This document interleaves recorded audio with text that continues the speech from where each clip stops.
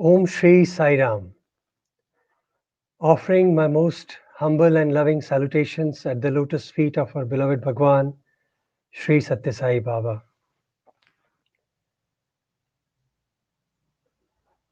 As we start this program, or offering his story through the eyes of his boys, join me for the prayer.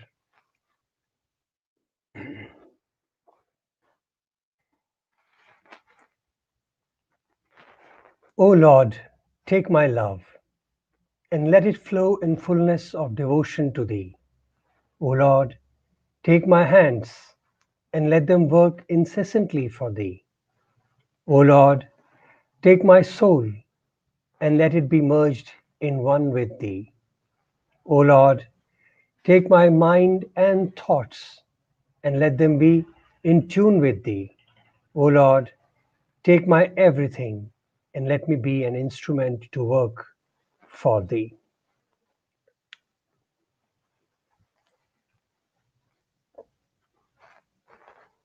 Sai Ram, and welcome to all for this next episode of his story through the eyes of his boys.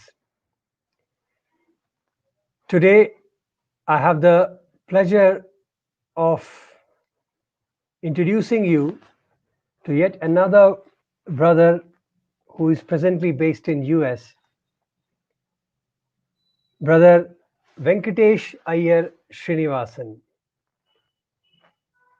Brother Venkatesh, he started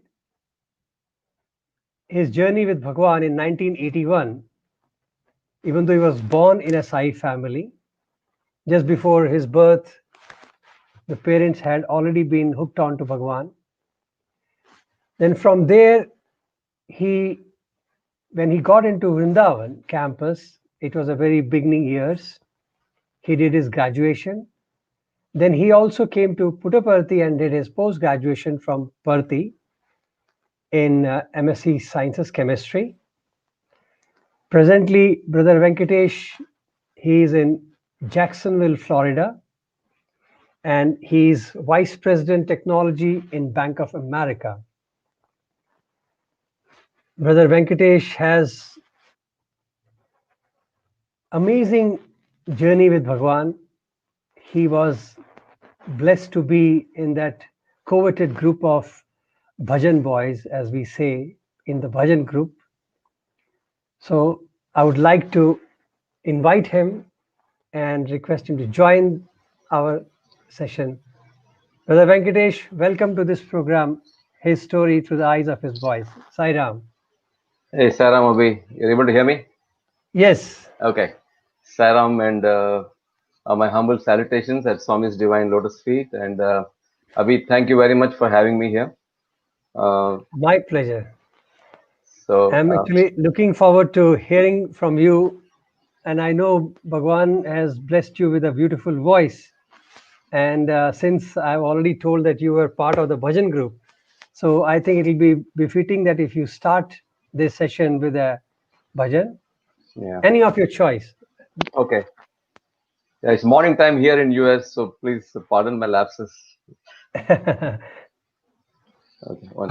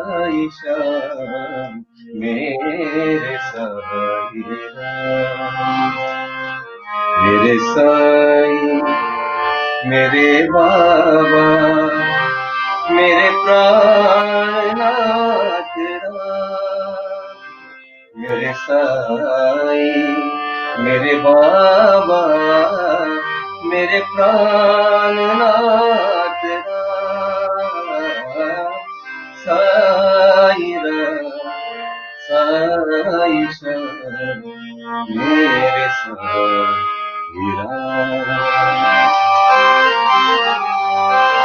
तेरे द्वार पे मैं आऊं, मुझे शांति दो भगवान, मुझे शांति दो भगवान, मुझे शांति दो भगवान, मेरे जीवन में साथ रहो साईनाथ हे, मेरे जीवन में साथ रहो साईनाथ हे, मेरे साई, मेरे बाबा, मेरे प्राणनाथ राम, साई राम, साई शरण, मेरे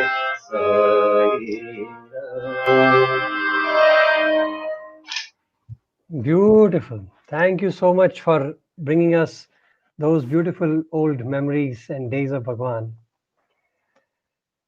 Thank you. He Thank you. always, bhajans really bring you back so quickly to Bhagwan.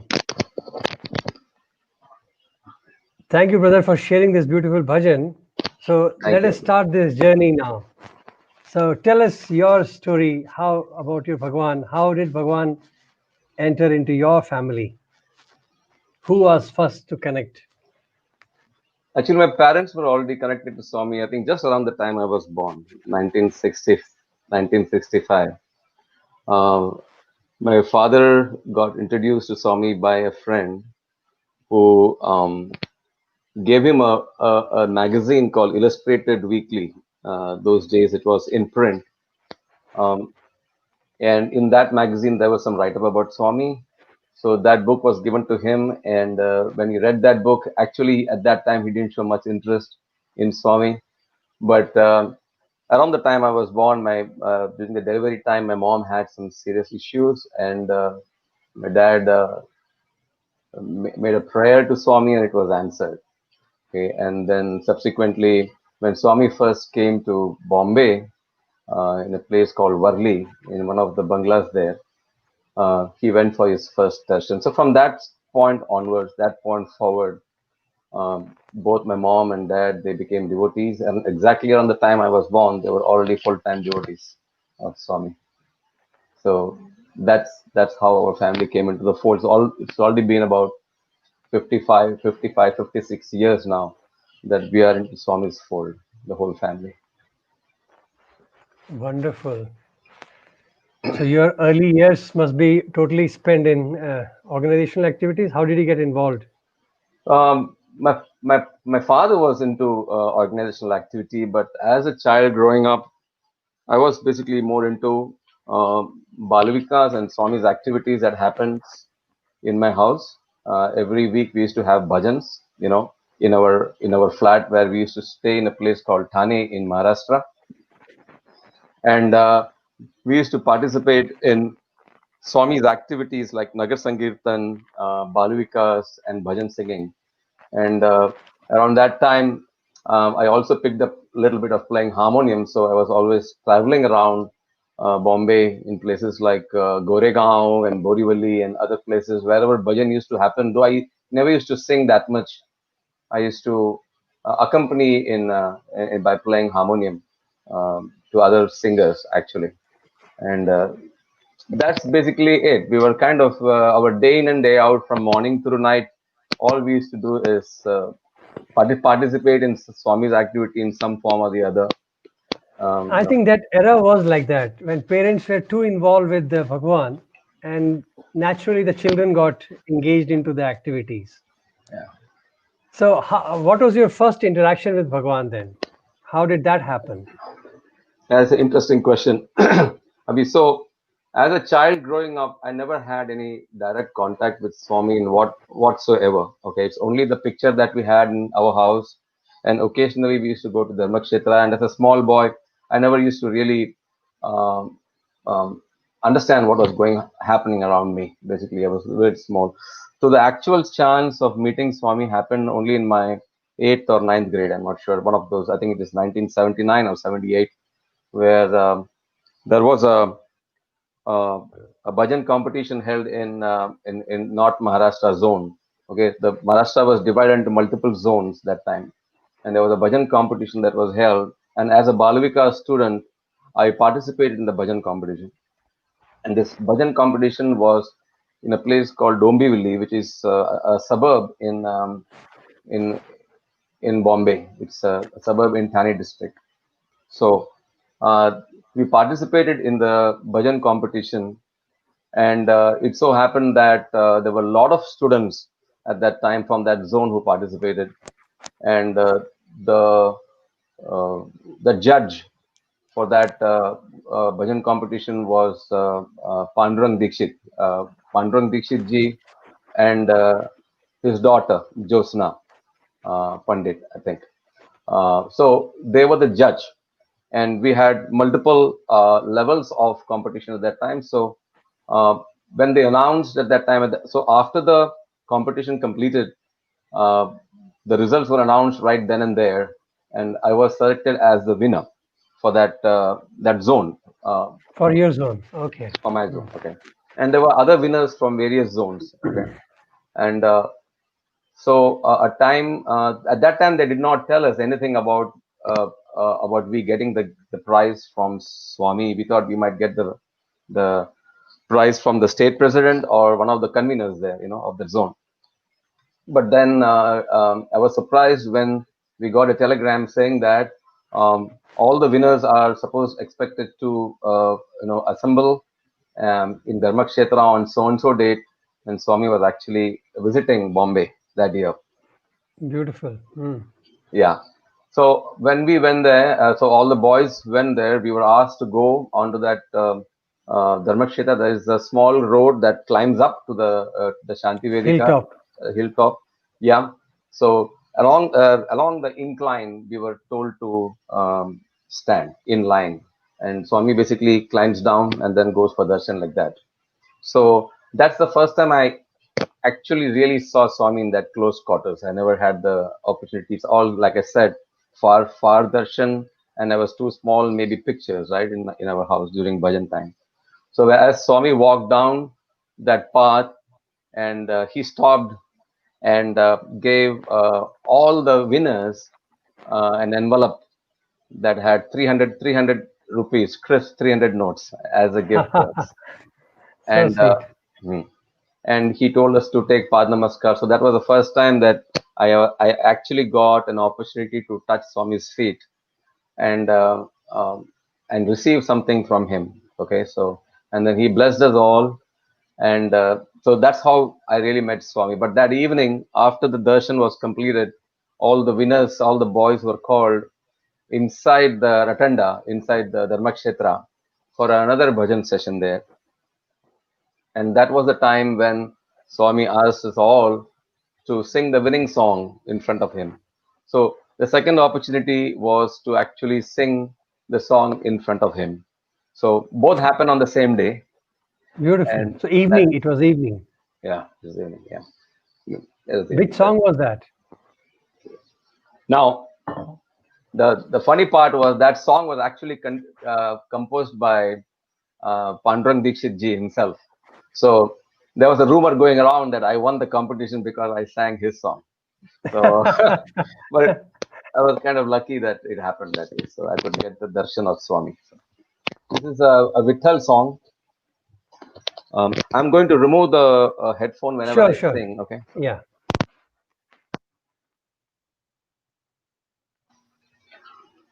So I will just sing the opening lines of that song.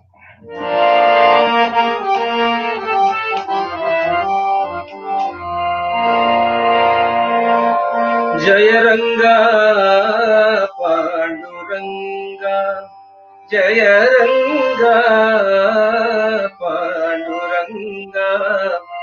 Sriranga पंढरीशा साईरंगा पंढरीशा Sriranga पंढरीशा साईरंगा पंढरीशा जय शिरडीशा जय पतीशा जय शिरडीशा जय पतीशा पावन पुरुषा जय साईशा पावन पुरुषा जय साईशा जय रंगा पांडुरंगा जय रंगा Panduranga Sriranga पंढरीशा साईरंगा पंढरीशा. A very sweet bhajan. I think it's a very old bhajan. I don't know how many must have really heard this bhajan in the bhajan sessions. Yeah, it's a very old bhajan, correct. Yeah, it's yeah, it's a very old bhajan. Not I not heard this. Many people sing this at all. Yeah, my mom used But to. it has that flavor of Pandurang Dishiji. It has that, Correct, correct. the touch of his composition. So, Venkatesh, let's move on and tell us, like, then how did you decide to become the student of Bhagwan? Well, Was it your decision? no, no, it was not my decision. So I actually after my 10th standard, that incident of with Swami was actually forgotten by me.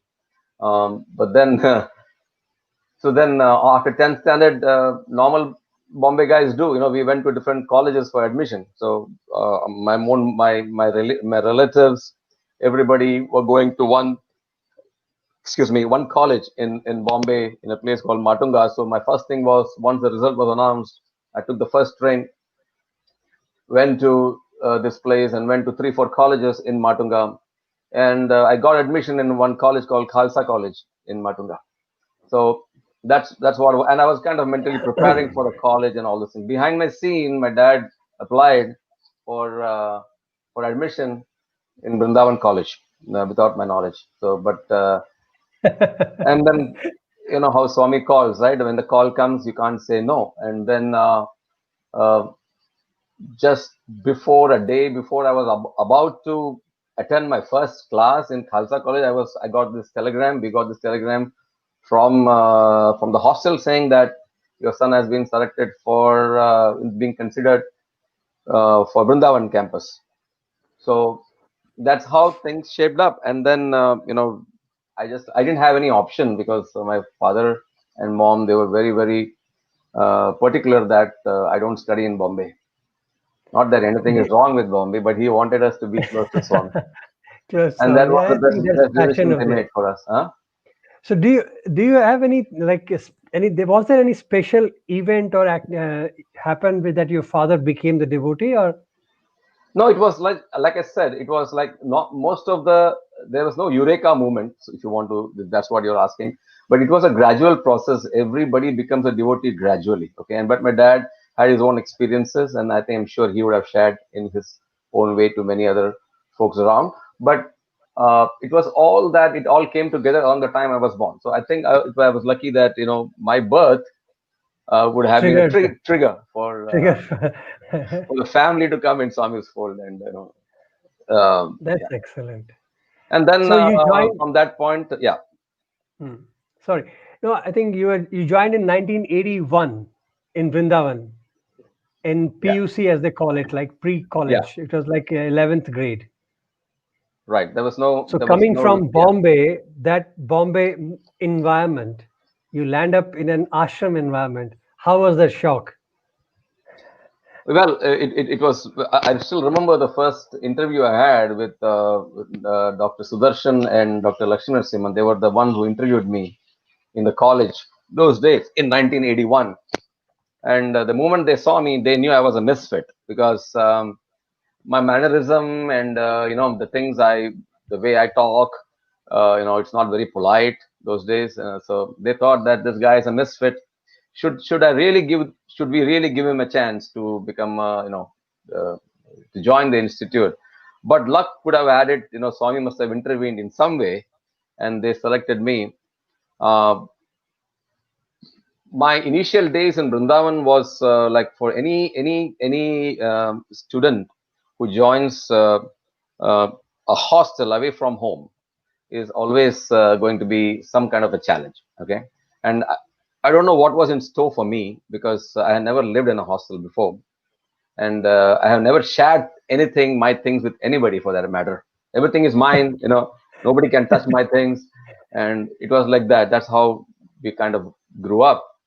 And then once you go into the hostel, there was one room here. It's a dormitory type of living where we had about um, 12 to 13 boys in one room, depending upon the room size. It can be anywhere from 9 to 12, 9 to 13.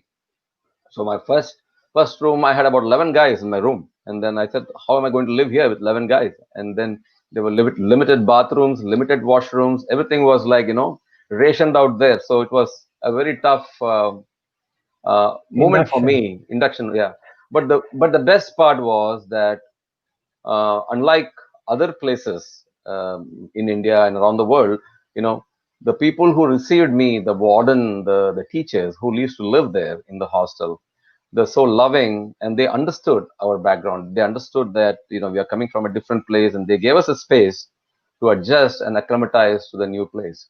Okay, our seniors, for that matter, they were so welcoming. I never seen people who go out of the way to help you and make you feel comfortable. There were nights where I couldn't get sleep because of a different environment. Because things are completely different. Okay, it's a very very disciplined way of living. So you came from a place where there's absolutely no discipline, zero discipline, to 100% discipline.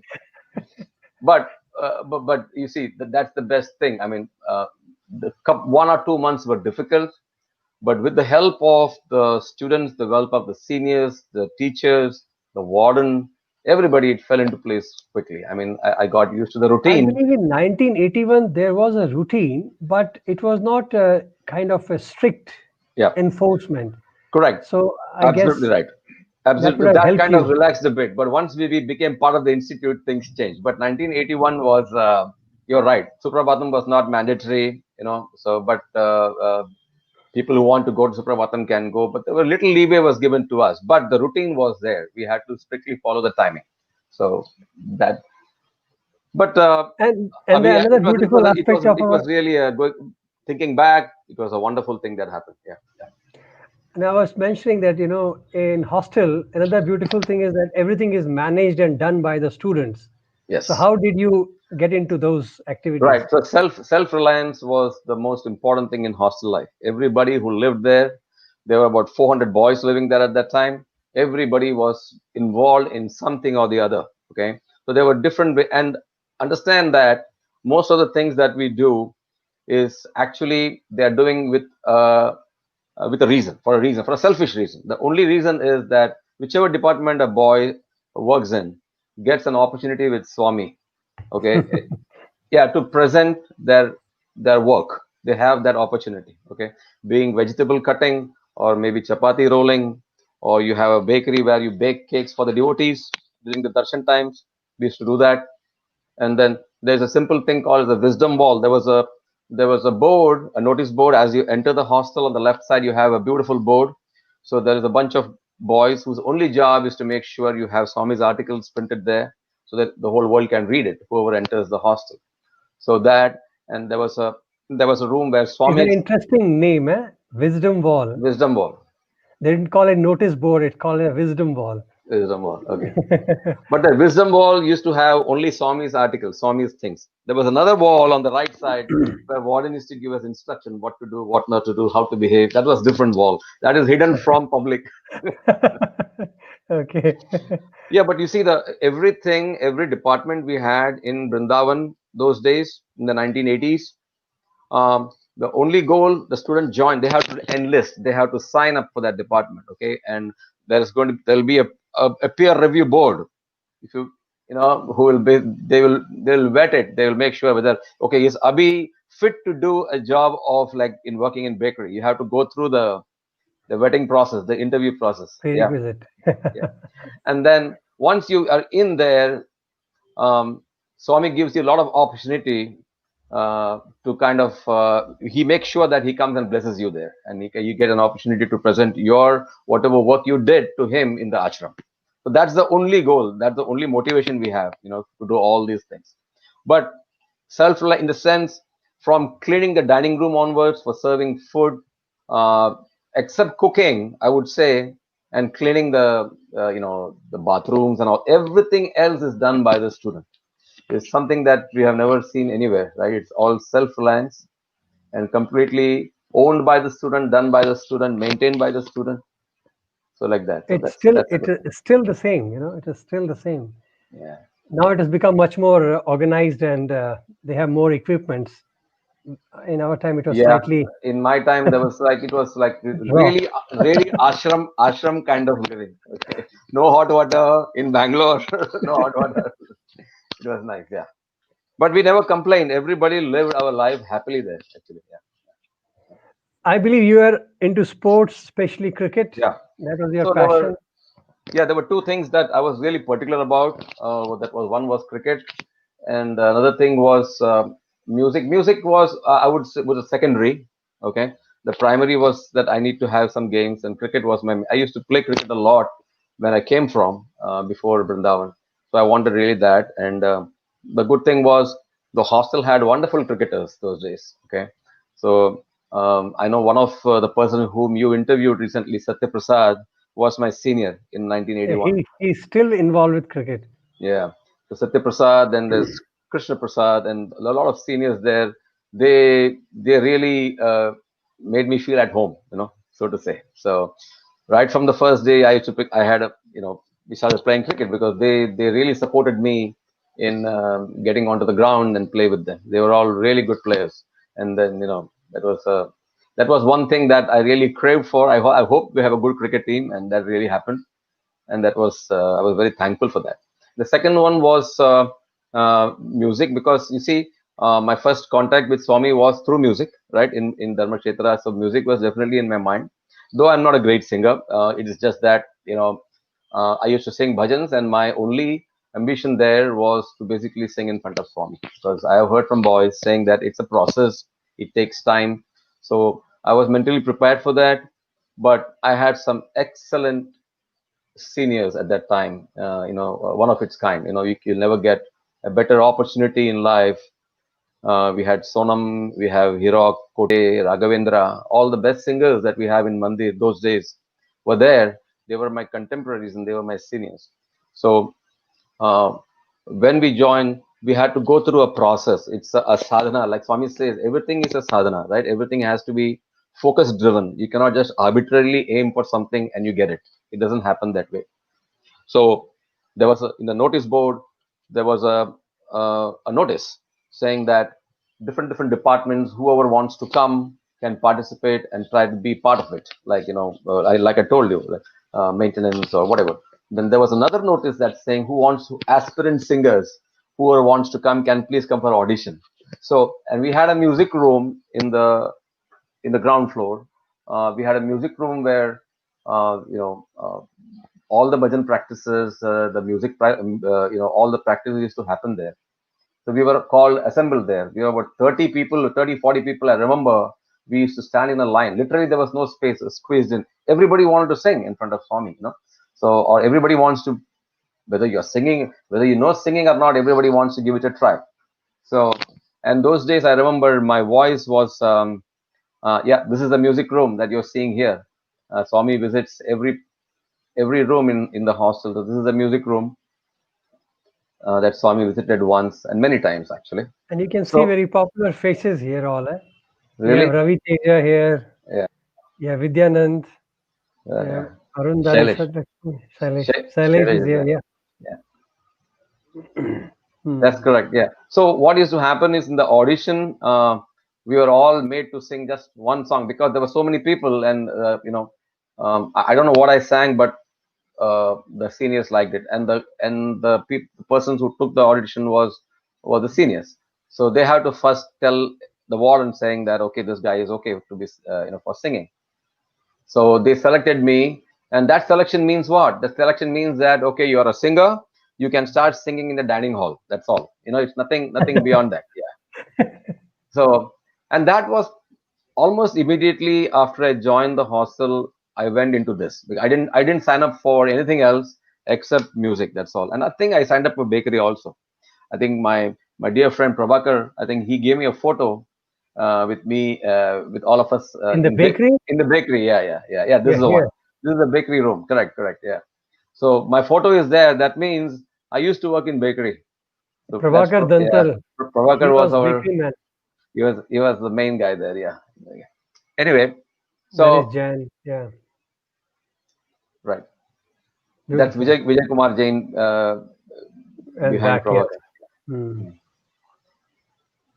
So where was I? Yeah. So we used to only sing in dining hall, okay, and uh, and it takes a lot of effort from us to basically sing in front of Swami, and that's a different story altogether. But that's how I got into the hostel, and you know started my life there for the next I eight think years. it will Yeah. be interesting for people to know that it is not just the privilege of any student to walk in and start singing for Bhagwan and to get his approval, and then what happens? Like, give us that Yeah. glimpse of that No. Okay. journey of So becoming a singer.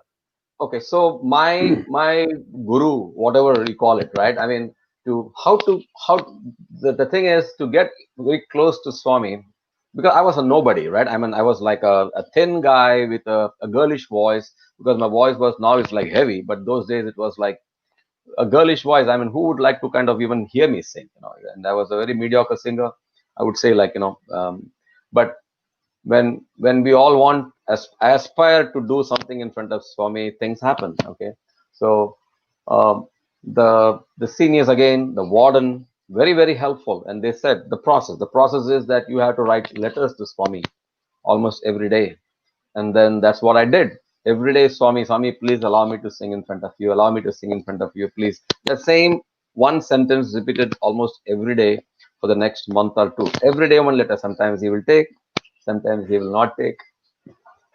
Uh, and then, uh, and this happened in the old Brindavan. One day, Swami came out for the normal darshan. He was going to the devotees. He went about 10-15 steps towards the to the main gate, and then suddenly turned back.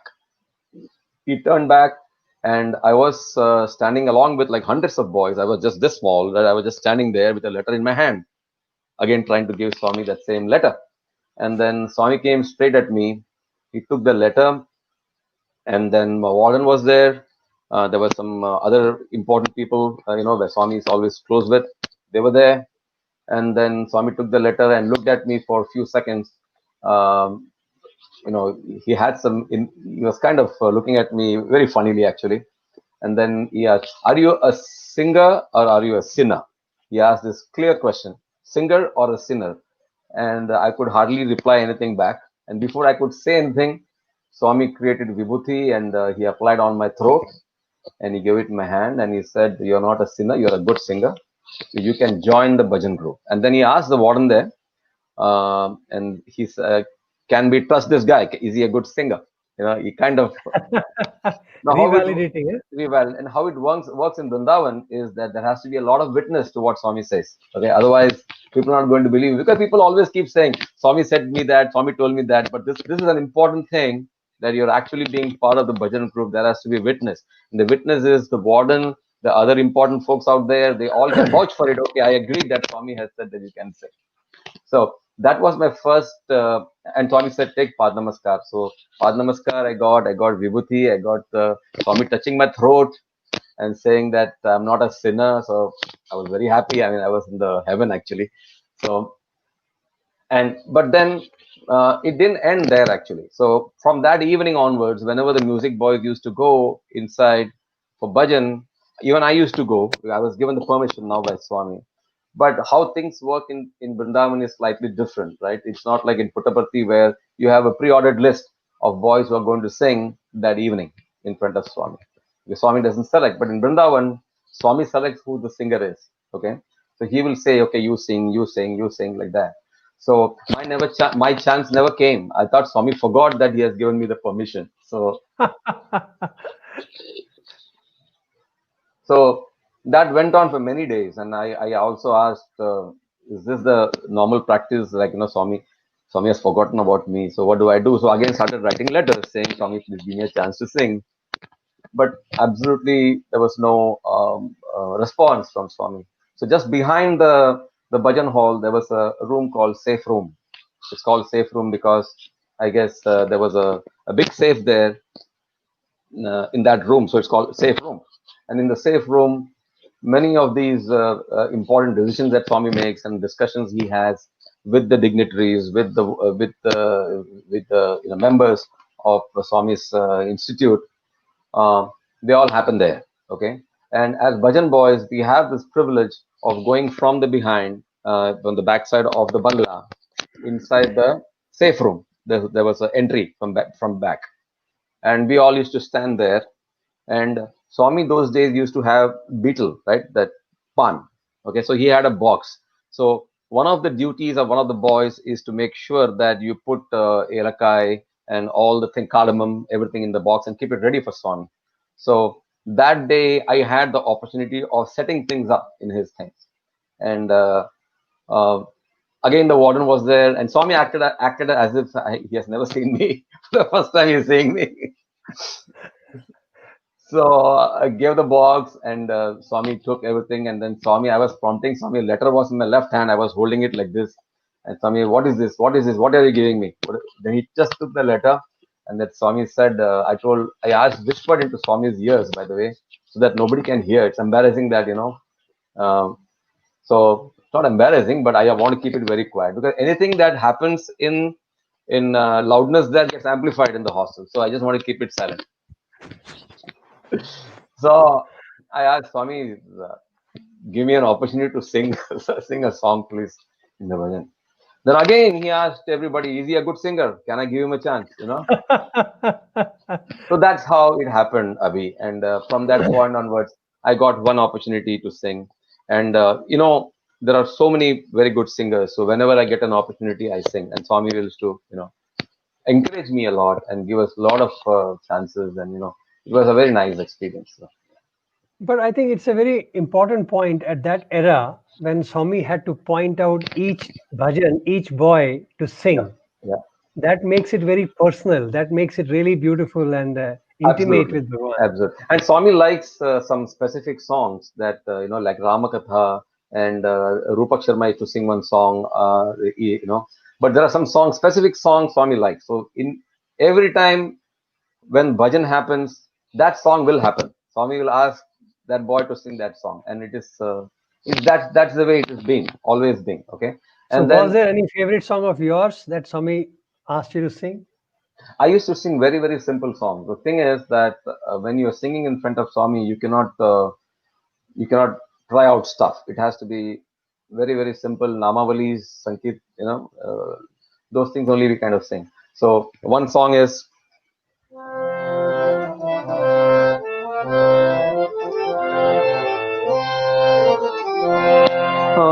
Can you hear me with this headphone, or do you want me to Yes, remove it? yes, yes. No, no, it's fine. It's fine. मधुवन संचारी श्याम मुरारी हे मधुसूदन मुरलीधारी हे मधुसूदन मुरलीधारी मधुवन संचारी Shyam Murari. This kind of Govind Rama जय जय गोपाल रामा माधव रामा जय जय Keshav Rama. So this kind of bhajan only I used to sing. I never used to kind of try out some heavy stuff. I know it's not All the easy. all the heavy stuff happened after I left the ashram. So that was as long in front of Swami, simple songs. So even if you make mistake, it's okay. If you sing some, so that's I kept it very, very simple. Let me show you a picture. Aha, Does it it's give you good. any memories? Yes, yes, yes. That's Swami sitting there in old Brindavan, right in the middle there. Opposite to where Swami is sitting is the main door. we used to enter. I still remember how we used to, like, a floodgate used to open when Swami says, okay, go inside, right? All, right here. So where am I looking? On the right side is the main door. Swami's chair is right there. And we used to enter through this door, and there are two grilled windows you see on the left side and the right side of the door. Every inch of that window will be taken because by the students who are not able to enter because it will be fully packed. And in this room that you see here, you will be having almost 300 boys sitting right here in this room. Okay, in this narrow, small passage. It's a room actually, but looks like a passage. Yep. See that how it is crammed. So many boys will be there, and in this space you will have important musicians like Shiv Kumar Sharma, the santoor player. You will have the tabla artist, flute artist, MS Subbulakshmi. G used to come and sing here. All the musicians have performed here, right in front of Swami in this space, in this particular room. A lot of wonderful memory. Yeah, and we How used is to it to sit we watch used to sit Bhagwan in around Swami Vrindavan? there. We used to sit around Swami there. The good thing is for the music boys is we get the closest space to Swami. Okay, so uh, mostly the tabla guys are the first one to go inside because they have a heavy equipment in the hand, right? So they go, they get their space, then the singers go in, and we try to sit as close to Swami as possible, and so we get a lot of opportunity for Pada Seva. So that was the idea to go in, get as close to him as possible, and get immediately into Pada Seva. Yeah. See, these occasions does give you an opportunity to, what should I say, to experience Avatar in very close proximity. So, do you have any memories of any learning, any sessions, you know, Yeah, that see, you can share with us? 1981. So the thing is, I never heard really Swami speak, or because from where I was in Bombay, but the first time Swami came, when I saw Swami coming from Puttaparthi to Brindavan, was actually a magnificent memory for me because all the boys, how we got involved in the process of welcoming Swami is by itself something that you have to really experience. Okay, so first time in 1981, Swami had come to Hostel and he was giving a speech. Um, the spirituality by itself is a very heavy subject, right? And especially from that is if you are new to this field, it's a very heavy subject. It's very difficult to comprehend.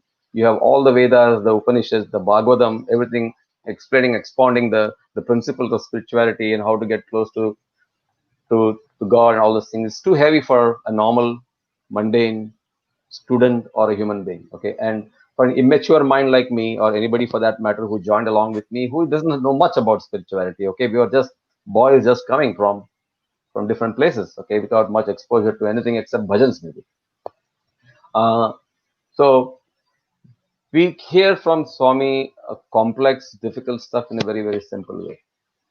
And simple way that to me it's very surprising because it's, oh, is it that simple? Is it that really? Because do we really need all the Vedas for this? Because some of the teachings that he says, right? Like one thing that really um, stood out in that speech was he was talking about we people say open your heart, don't lock your mind. You say that, right? So what do you mean by that? I mean, how can you open your heart? I am not Hanuman to open my heart, and show Rama inside. Or so the concept of opening your heart, open your mind. Those things were very vague for us. We don't know what it really means. Even now, for many people here, there are words that sounds good to hear, but practically, if you want to ask somebody has to open your mind, what do you mean, right? I mean, we don't know what it is. So one speech he made a statement, and I remember that very, very clearly. Swami was giving an analogy. He was saying that your heart, mind, okay, is covered by two doors. Okay, and this was in the speech that he said. Okay, you're covered by two doors. So one door is hatred, another door is anger. Okay, so you have closed the door, and then you have hatred, and then you have anger, and then you have put a latch, and that latch is a big, big, big ego. That latch, you have latched it completely. So you have anger, you have hatred, and then you have latched it completely. And then you have put a lock. and then you have turned that lock, you have closed it, and that lock is envy and jealousy. Envy or Wow. jealousy. So I thought that really makes sense to me, because that you're coming down to my level now, right? Swami is really coming down to my level and talking. Okay, because there was no complexity in it. It was simple wisdom that says that if you want God to enter you, you have to first unlock the lock, that is your envy and jealousy. You should not have any envy or jealousy towards anybody. That's the first thing. Okay. Then the second one is you remove the latch, open the latch, and that latch is your ego. Okay. So let go of your ego, remove your envy, remove your hatred, jealousy. Okay. Then you have the two doors that are, it is shut tight. Okay. One is hatred, another is anger. So you remove hatred, you remove anger, your heart gets opened up. Your heart gets opened up, and then Swami is walking into your heart. That's what he was saying. So now understand this thing. So all I have to do is don't have envy, don't have ego. It's difficult. It's not easy. You are smiling. I know it's not easy. Yeah. Okay. Remove the hatred and anger. We all have all the four, five things. We still have it today. Okay, in some form or the other. We are always angry at somebody. We are always thinking that you are great. Okay, actually we are nobody, right? But we still think that we are something in this universe. And Swami is telling right there in 1981, the first thing I heard was, get rid of these four things and you're done. You're done. You have nothing else to do. But we continue to do all, there's always a remnants of at least one of these things in our body at any given point in time. Okay, even now when I'm talking, there is something going on that has one of these three four aspects in my body. Okay, so it is very difficult, though it is very simple to get to remove hatred, anger, ego, envy and jealousy is almost an impossible task for a normal human being. Okay, you might be a very big sadhu or sage or whatever, you disturb a sage from meditation, he's going to get angry with you, right? So I'm just saying that it was simple thing. And then one of the one of the discourses Swami used to give, I remember he used to, for every seniors who go away, right? Swami used to give a discourse. Okay, and then Swami in one of the discourse made a very powerful analogy of Ravana and Ram. Okay, and then the aim is to make sure that whether once you go out of Swami's fold, okay, into the real world, okay, the important thing is how you blend in and how you make sure that ego does not come into way. Then you will not say, okay, I'm not going to do this job. It is too meek for me. I am higher than you guys, like that. So you have to play your role in such a way that whatever is given to you in any form, you should accept it and live in society. Don't say that you're great, I can't do this job. And he gave an example where, and this is an example he gave. He said that in a village they used to do an act, Ramayana, where the scene was Ram was killing Ravana, and Ravana was selected, the head, the what do you call, the mukhya of the village. Are you able to hear me? Yeah, yeah. Carry on. Yeah. Mukhya of the village, the head of the village, was given the role of Ravana, and a worker was given the role of Rama. So there comes a scene where there's a long battle going on, and Rama was supposed to kill Ravana. So you might have heard this story, what I'm just No, saying. no. Carry on. Yeah. Tell us. It's nice. So yeah, so most of the stories that what we seen, what we heard, later would have been, somebody would have already told this, So Rama kills Ravana, okay, and Ravana is supposed to die. Mukhya is saying, I'm not going to die. I am the head of this village. I'm not going to die. Who are you to kill me? So he is arguing with Rama right there on the stage. His job is to fall dead, right? Rama killed Ravana and he has to go. But our man is not falling down. He is saying that no, I am the king. I am the lord of this village. So I cannot die. So that's what he's saying. He's not doing his role.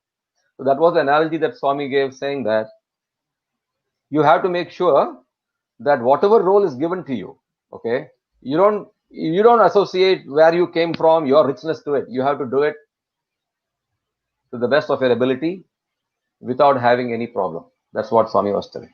Okay, and there was another incident where, now I'm just narrating one by one as I'm here. So please stop me whenever you Sure, want me sure. to. No problem. Change.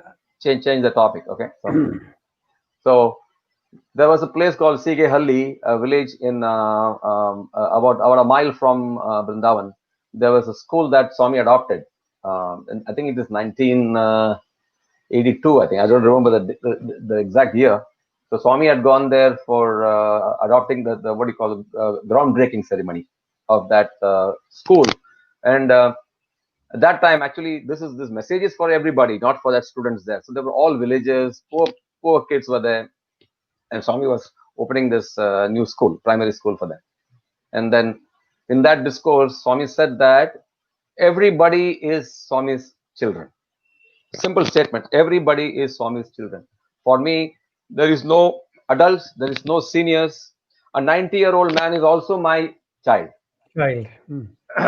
A just born child is also my child. So there is no differentiate. There's no age for Swami. So for Swami, whenever Swami says boys, the boys means not just us. It means everybody is boys and girls. Like everybody is a child for Swami.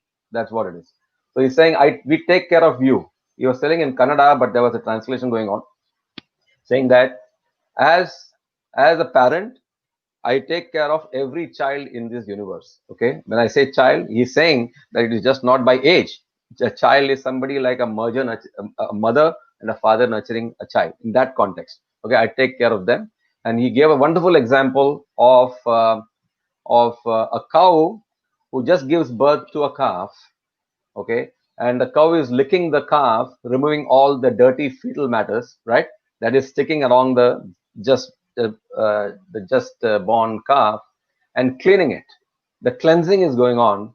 So he's saying when a pashu can take care of its own kin, the Pashupati, who takes care of the whole world, imagine what he can do for the world. He can clean off all the illnesses, all the diseases, all the problems can be gone. But only thing is we have to ask for it. We as child should ask for Swami for that particular help, and then it will be instantly granted. So it is a very, very simple.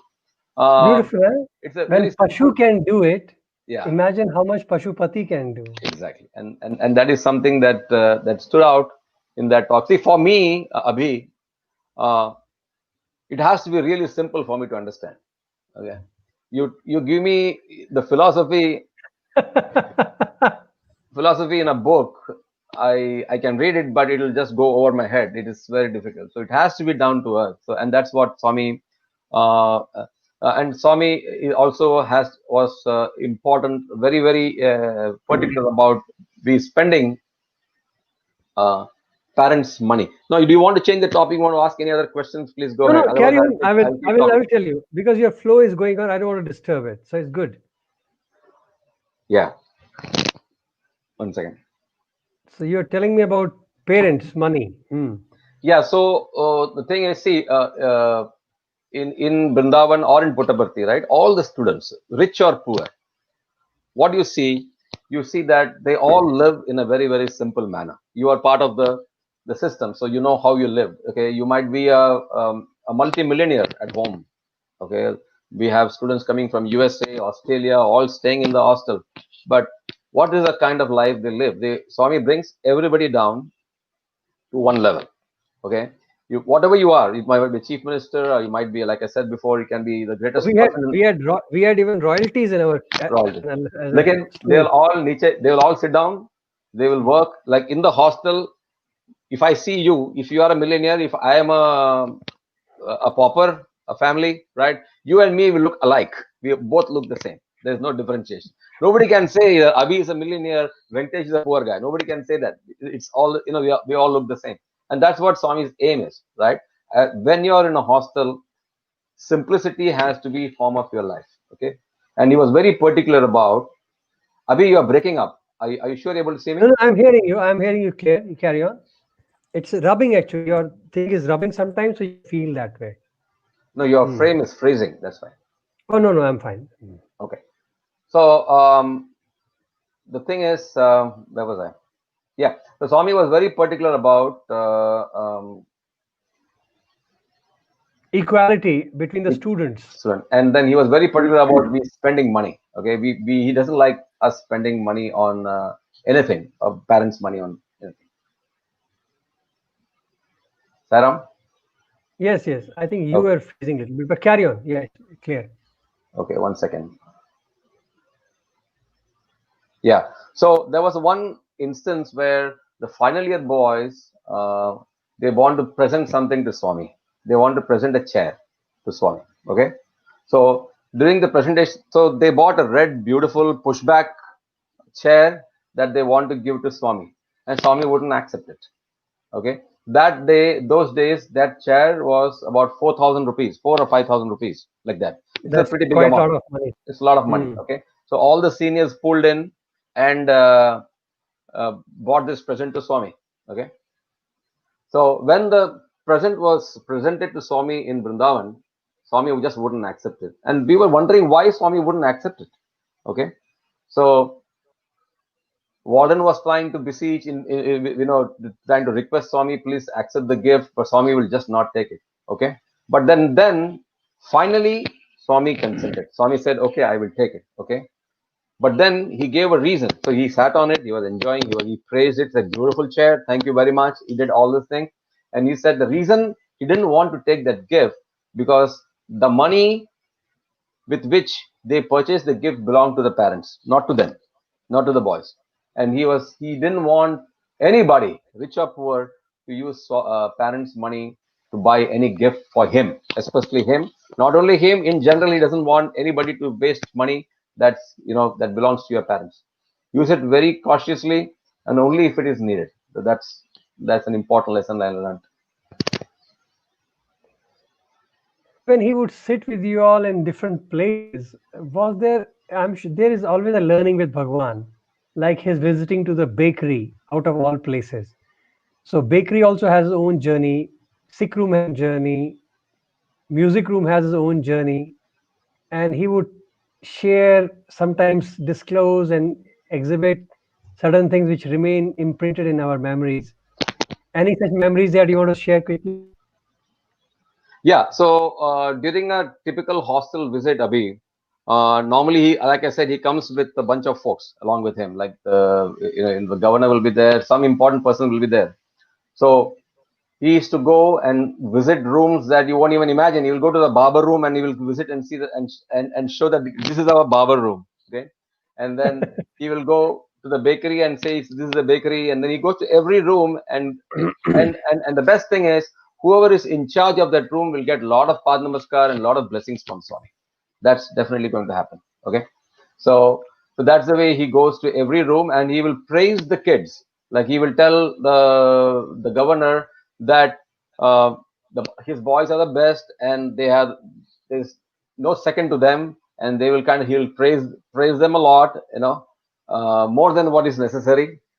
We will be praised, and that's what Swami does. Yeah, Abhi, your screen is really breaking. So can I just pause for a minute and then fix this? No, no, I'm fine.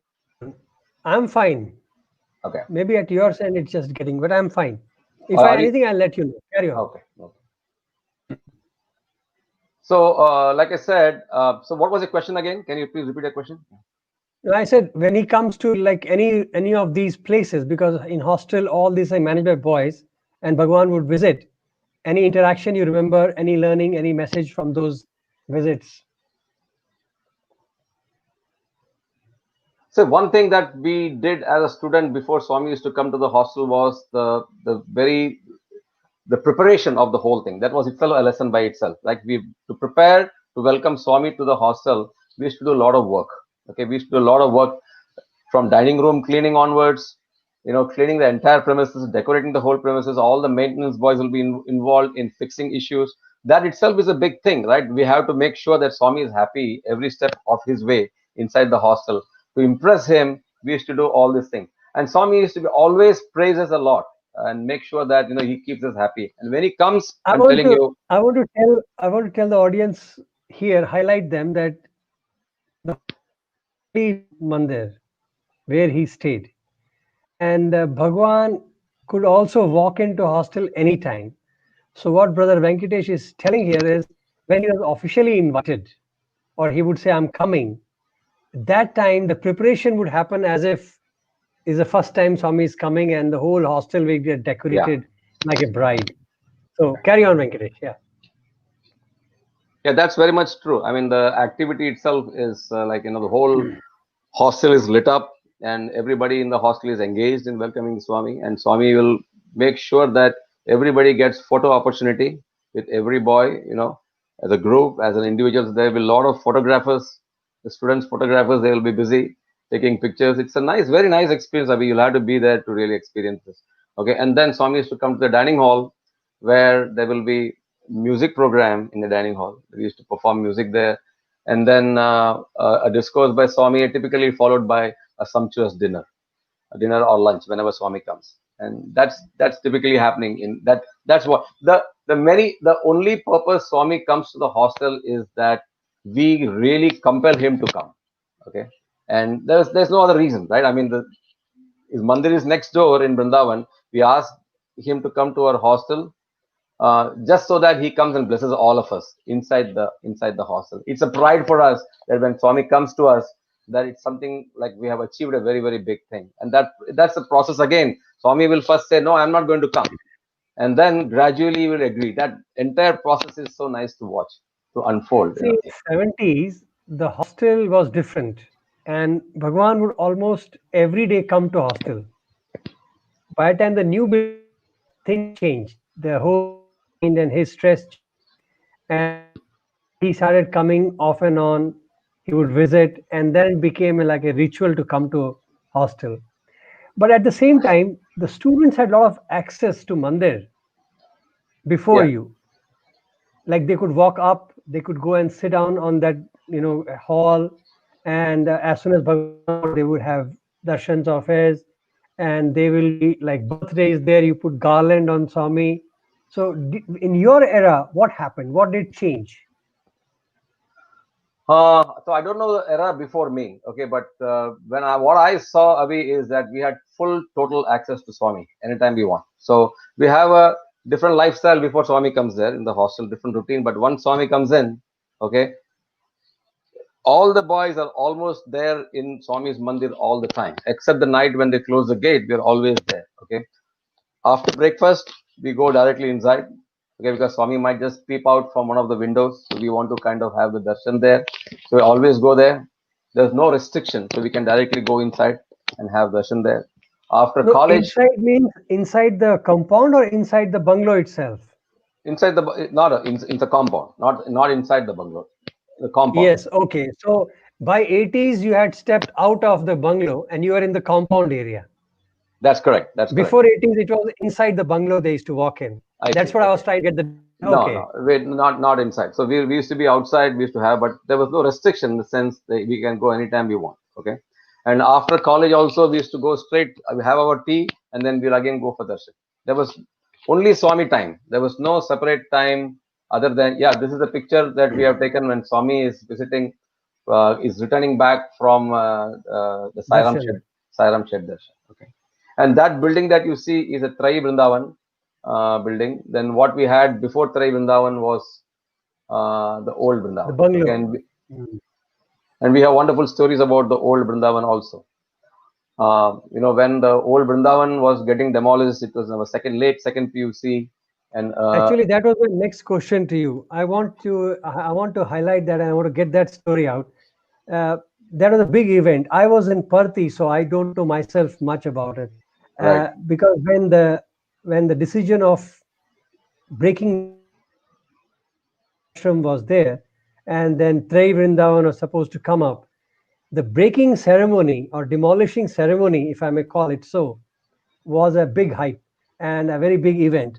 And since you were witness to that firsthand, if you can give us a sketch idea about how that whole thing happened, that will be nice. so when the demolition started, Abhi, Swami used to stay in Rajmata's house. That was a bungalow adjoining the in between the college and the hostel.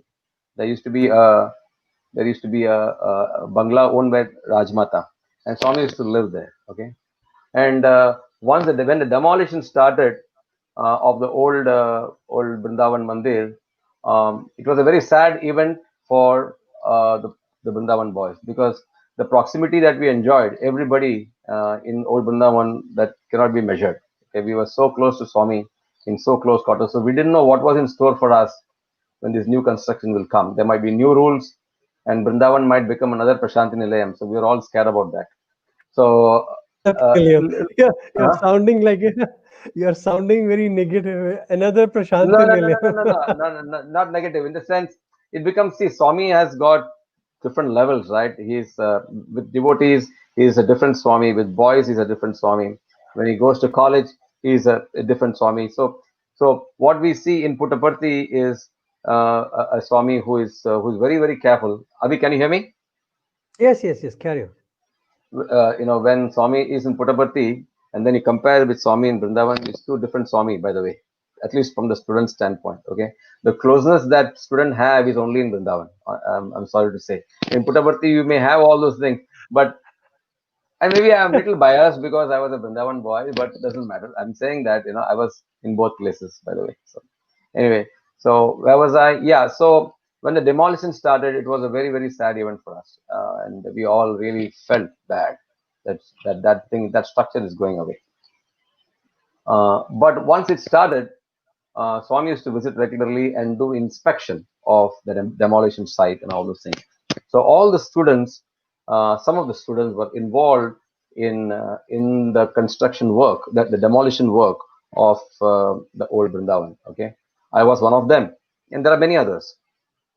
So our job was to take the debris, the bricks and the sand from the demolition, okay, and take it and load it into a bullock cart, okay, and then of course we used it inside the ashram also, but this is taking it in the bullock cart. And Swami gave specific instruction that none of the demolished stuff has to be thrown away. It was scattered in the villages. So we used to go to villages near Gokulam, a little far away from the ashram, and we used Venkatesh, to. keep your microphone inside next to you. Yeah, keep it Yeah. inside that collar. Okay. Yeah, there. That's it. Huh? Yeah. Is that okay? Yeah, perfect. Huh. So where was I? Yeah. So So bullock cart. yeah, we used to take all those things in the bullock cart, and we used to drive all the way to villages, Kadugodi villages. Okay, and streets. Hold on. Okay. No, leave it. No, no. Huh, yeah, yeah. Huh. So we were villages and we used to unload it there in farms and fields and open spaces. So all the thing that you see around Karugodi is full of uh, some remains of the old Brindavan, so to say. Okay, and It's a all very beautiful disclosure that Swami did not let the debris to be thrown away. He made you all spread it all around Vrindavan, even in village of Kadguri. yeah. The vibrations of the divine. He has Eh, lived in that house for so long. Talk about recycling things, right? I mean, you want to make sure that Swami put that into practice, and also in Trey Brindavan, the previous photo that you showed, right, where we were sitting for darshan. That pathway is also made from the debris of old Brindavan structure. And I remember we were stomping that thing, we were given क्या बोलते हैं उसको, one big thing to flatten the thing. We were Yeah, given that. flattened. Huh? And there Huh. were 50, 60 boys, only job is to do this. Okay. And Swami will say, hey, that is not correct. Do that, do this, that. He used to give directions and how to do it correctly. So the beauty is, Abhi, that during the demolition, see, I never had an opportunity to go up to Swami's rooms and all those things because some boys are really privileged and they got those, they were called staircase duty boys who Swami used to give special privileges to kind of be with him, to take care of him, to take care of his needs. So, but not everybody gets that opportunity. So I never had that opportunity to go up. So this was one time during the demolition phase where um, Dr. Lakshmi Narasimhan, he was our botany teacher at that time in Brindavan and pretty close to Swami at that time. Um, he gave us some job to do. Okay, our job was just before the demolition. This is not during before the demolition. We were supposed to clear a few things from So from Swami's rooms, and that's the first time that we had the opportunity to kind of go inside and see the way of life Swami used to live at that time. Okay, because we were under the impression that Swami is living in luxury, and all those things come to our mind as students, but that was not the case. Simplicity was at its minimum. In the sense, Swami used to live with very minimum things in that room. So I remember climbing the steps from behind and that leading into a room. I think you have a picture of that, where you have a bird cage of a lot of lovebirds in that cage. Yes, Okay, yes, yes. and then there's an elevated steps that goes into a triage room where Swami used to sit and write letters. Okay, now most of the things when I went there was empty, but whatever I saw. So on the left is the cage, and the elevated steps you see on the right that goes to a room. There were three rooms there, and a long corridor and the three rooms attached to each other. And end of the third room was a washroom with a mirror on it, and along the other side of the wall were windows. And through the windows, Swamis used to give, yeah, you see those windows there. Through the windows, we used to give darshan to the boys, the impromptu darshan, not official darshan, the impromptu darshan. Swami used to peep through the window and give darshan from there. So I was able to see these rooms and see how simple it is. His bedroom, I think, was not more than 250 square feet. It's very, very small. Okay. So it was a very, very simple living for Swami. So, and no air condition, nothing. So, uh, eye opener for me at that time. To get a glimpse into the life of the Yeah. master, how he lived Correct. in a very Very, simple very, very way. simple. Yeah. Actually, we were living more luxurious way in the hostel than him. Actually, I would say, yeah, That's beautiful. So I guess after the Vrindavan, uh, yeah. Trey Vrindavan came about, was the difference which you feared, or No, things remained same? that's the beauty of it, right? Once the Trey Brindavan structure came, and our apprehensions immediately went away because uh, after the inauguration was April of '84, around that time. I don't know the exact date. In April of 1984, when Swami started going inside, he almost immediately called the Bhajan boys and the students in for a session.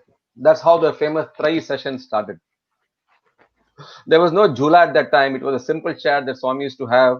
I think it was used from the previous Bangla to Trai Brindavan.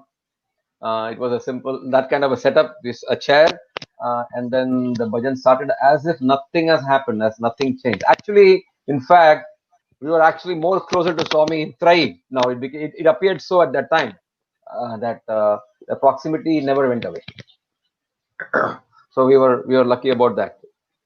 Yeah, I think that is his unique way of making people feel comfortable and that's same with correct. Bhagwan all the That's time, that's correct. and And that and is and, really and, beautiful. and you have to understand that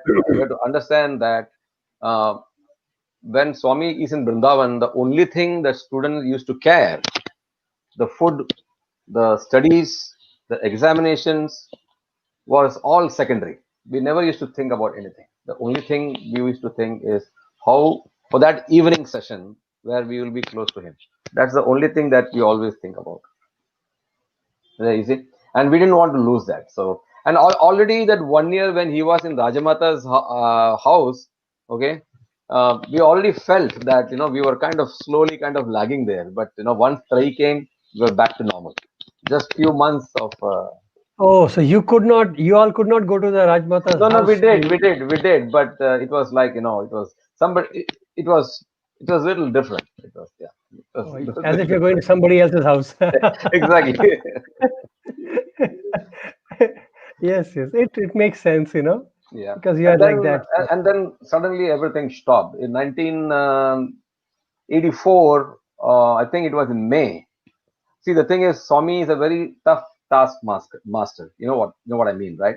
Every student goes through the phase of being very close to Swami, and overnight he is not close to Swami at all. Then Swami stops talking to you, And it has happened to me in my life too, as a singer in my final year, where when we used to get a lot of opportunities in 1986, March and April, Swami was there just before our vacation. Like we used to be very, very close to Swami, but then everything suddenly stops for no reason because he knows that we are doing something that is not according to his expectations, right? Or he's kind of preparing you for future, Is preparing for the future, and like the analogy I just said, right? The anger, hatred, envy, jealousies, all something is there in our body that's causing that the reaction from Swami. Okay, so what happened was in 1984, May, Swami left Brindavan. Normally, he comes about 2, 3 times a year, January, April, March, like that he comes, and then he comes a little later. But in May of 1984, if I remember, I think it is May. You can correct me the timeline. I'm not very, very.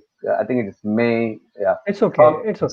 Swami went to Puttaparthi from Brindavan, and after that, that was Trey Brindavan was inaugurated in April, and we had very, very close sessions between with students inside Trey Brindavan, and then May he left and he never came back to Brindavan for 18 months. Wow. 18 months, okay. And then when he came back, it was only in December of 1985, okay. I still remember that. Um, Now, one more thing I really want to mention about this during Swami's visit to Brindavan from Puttaparthi whenever he comes back, from anywhere for that matter, from Chennai to Brindavan or Bombay to Brindavan or from Ooty or Kodaikanal to Brindavan.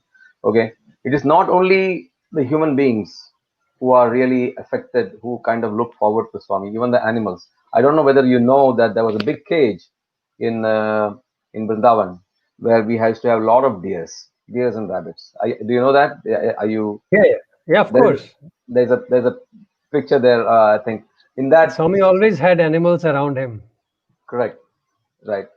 So these animals are very attached to to Swami, and I think every avatar has some kind of an animal associated with the avatar. I guess in Krishna's time you have the cow.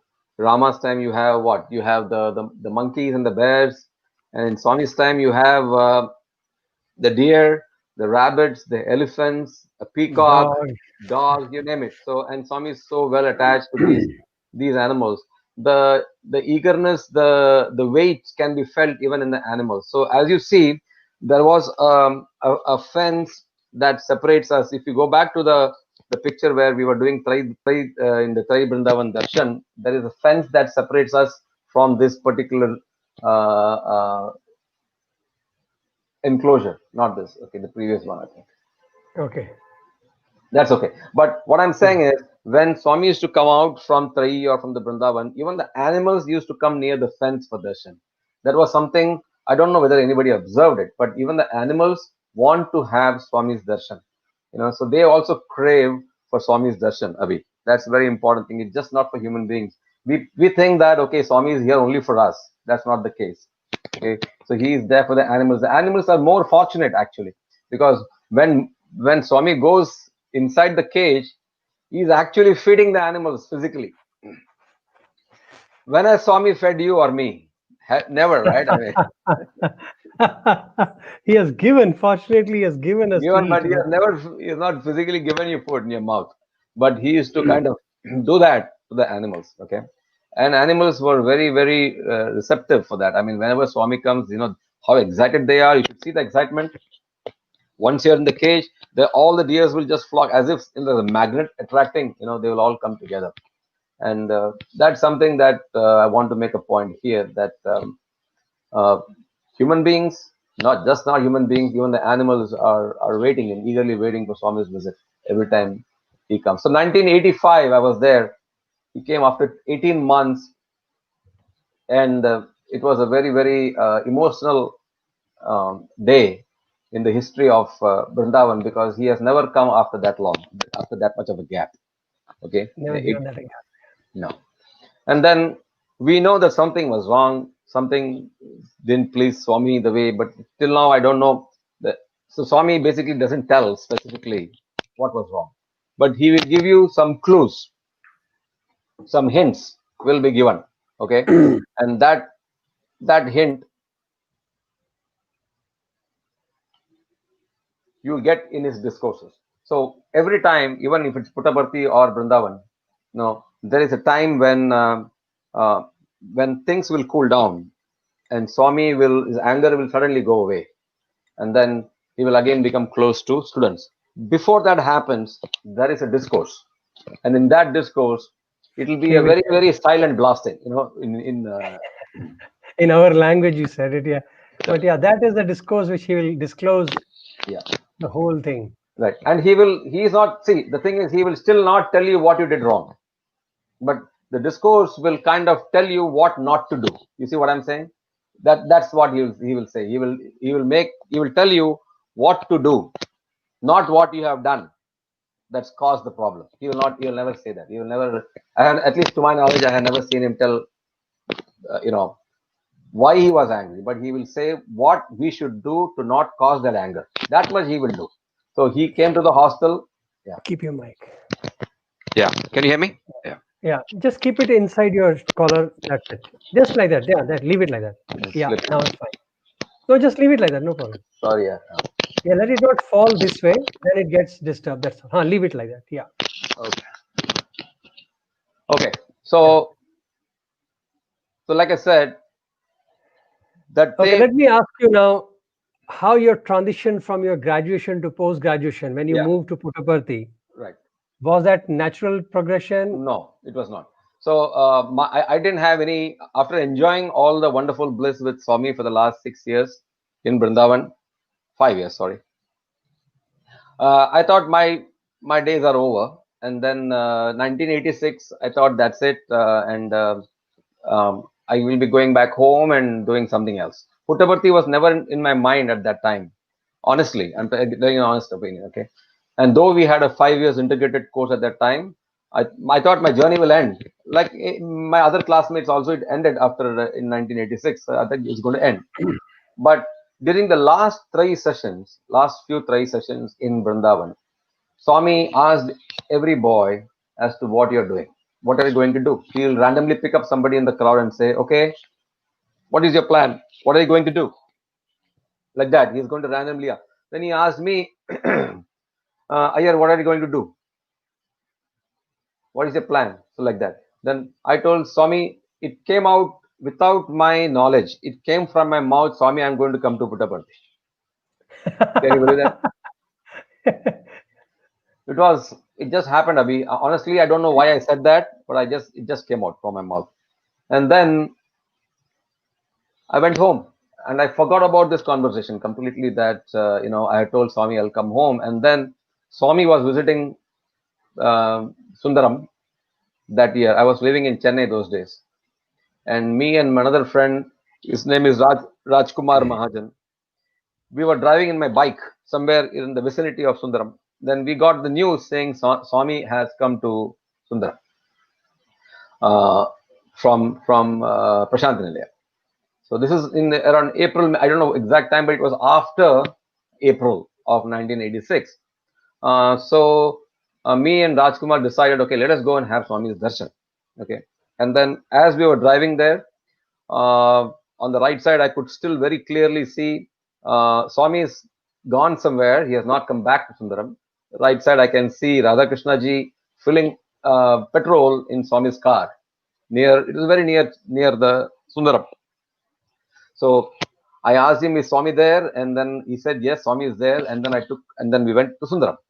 And then we were waiting in the line and then I think apparently he was supposed to go back and pick up Swami from wherever he is and then come back to the mandir. So we were standing there. Swami came, me, Rajkumar standing there, and Swami came straight to me and said, did you apply to Puttaparthi? What happened? Then see, the thing was, I thought that conversation was forgotten, and then I am not going to Puttaparthi. But then, right there, he said, Pad Namaskar Tisko, and then he said, did you apply for Puttaparthi? When are you coming?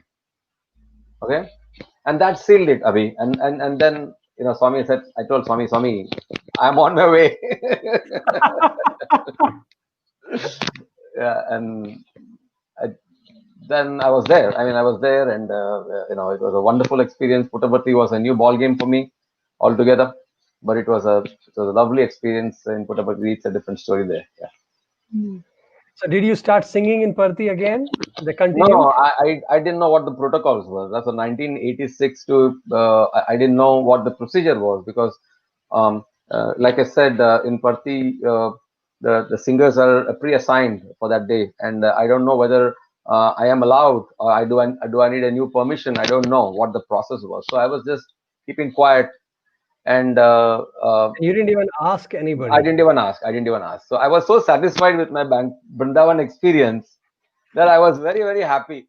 So in Puttaparthi, all I did was play a lot of cricket and I had a lot of darshans from like any other student.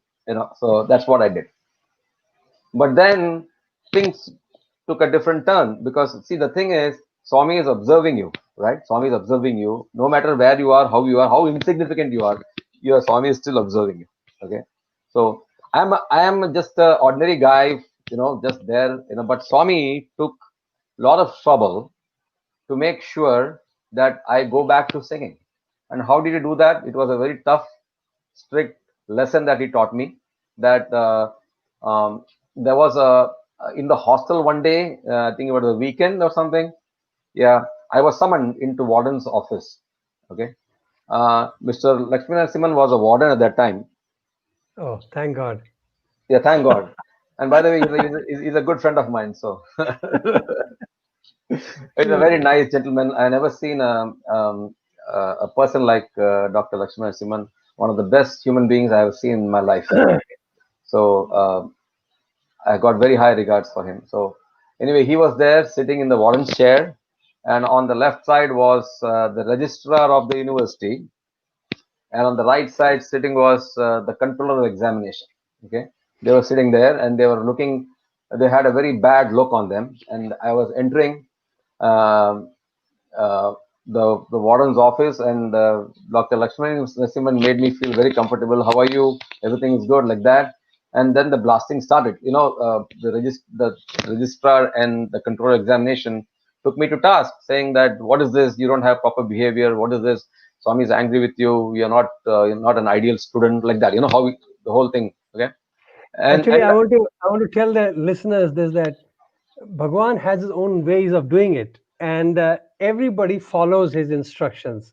So he might have told the registrar and the controller to do that, and they will exactly do what Bhagwan has asked, and it is a suspense for everybody else. So Venkatesh, carry on. yeah, yeah.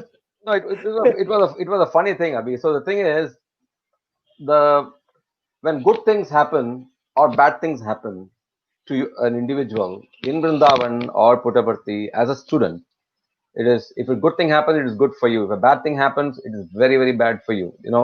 The people will think that you're an outcast. If Swami is angry with you, Venkatesh Iyer has done something really bad. Nobody should talk to him because if I talk to him, Swami will not talk to me also. That's the Fear.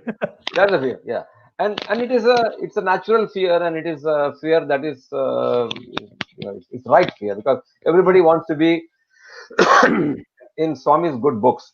Okay, Yeah, we are here for Swami, so why so not? Yeah. if Swami doesn't like me, why would anybody talk to me? Even the warden will not talk to me because if warden talks to me, even Swami will not talk to the warden. So that fear was there. Fear means what? The fear for being close to Swami. That's all, nothing else. Okay. So the word spread that I have done something really wrong, and then in the hostel I was like treated like an outcast in the sense literally. But Nobody the would thing talk to you. no, but the thing is, I still didn't know why they called me in the warden's office, and then registrar said, "You have been singing for so many years in Brindavan. Now you're not showing any interest in singing in front of Swami. Swami is feeling really, really bad about it." That's what he said. I honestly told that Sairam, I didn't know the protocol, but I would love to sing, and I will start singing.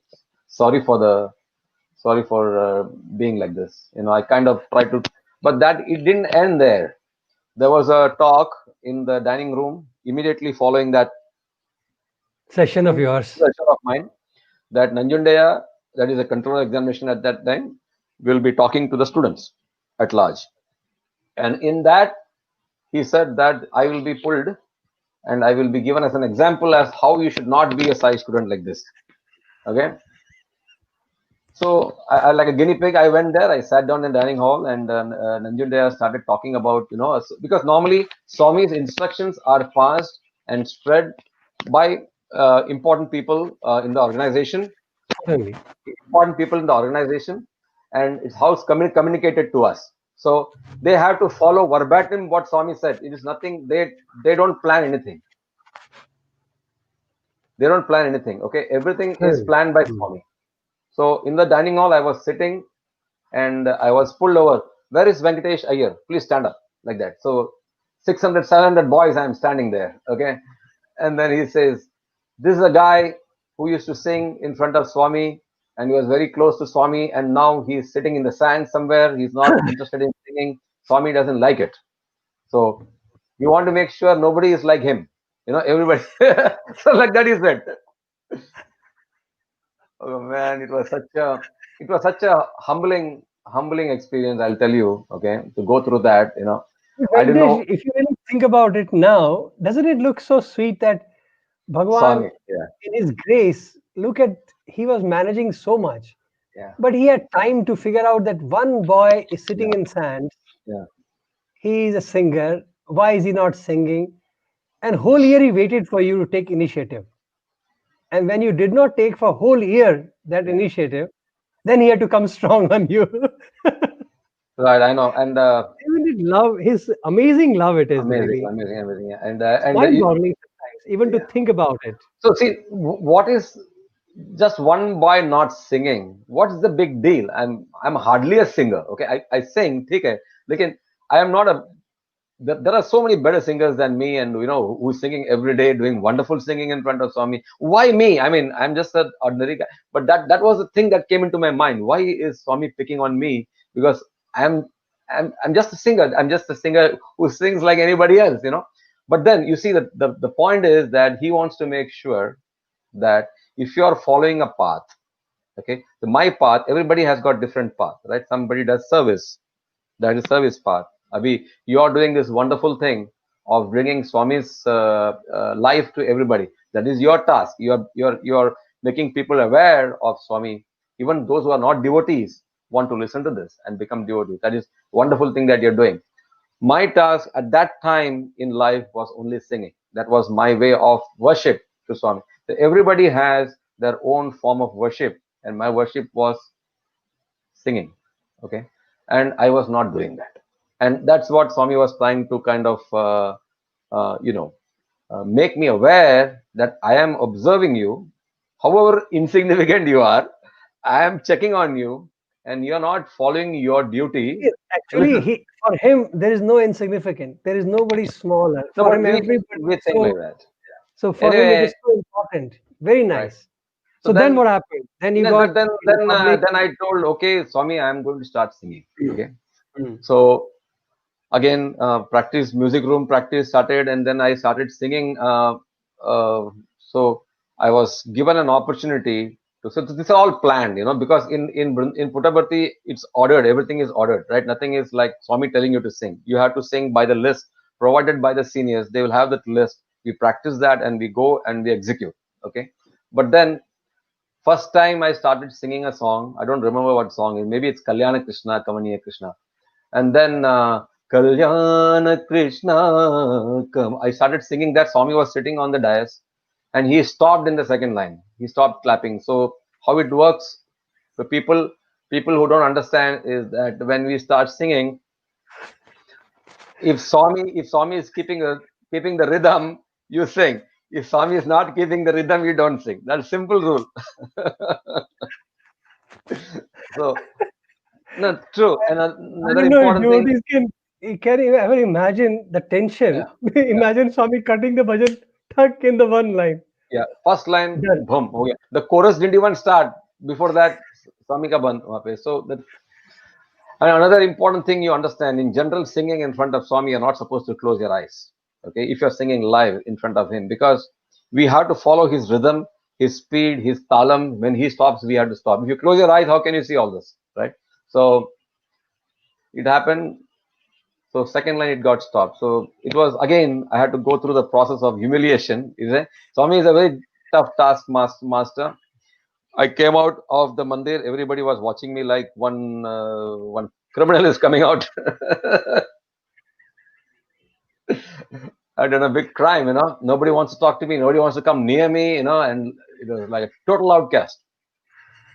Days went by, and then got one more opportunity to sing. Same thing happened. Second time happened, Abhi. Second time it happened that I was singing a song, I was cut short. But this time it went more than one line. It went two, three lines.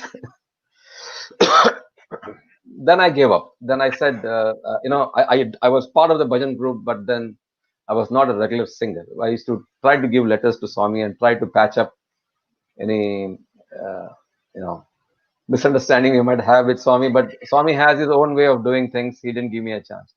The chance came when Swami visited our college one day, and there was a music program. I think there's a picture for that music program where we performed in front of Swami, and I sang Sri Ramachandra Kripal Bhajan, that Ram Charitramanas, that Ram Stuti. Not this. This is 1987, I think. Uh, yeah, this one. This was in the auditorium, college auditorium, 1987, I think. 87, yeah. Yeah, you have Uh, all the boys here. Robin Deali, yeah, Durjati, Vidyanand, yeah, Sai Subramaniam, Salesh, Sanjay Sani on trombone, correct. Srinivas, Arul. Wow. Uh-huh. Yeah, so this Kabir was and Kabir. Kabir is there. Kabir is right, exactly. Yeah, and so this was the first full song that I sang in front of Swami in Puttaparthi. There was no hindrance, there was no restriction. Swami listened to the whole song after long.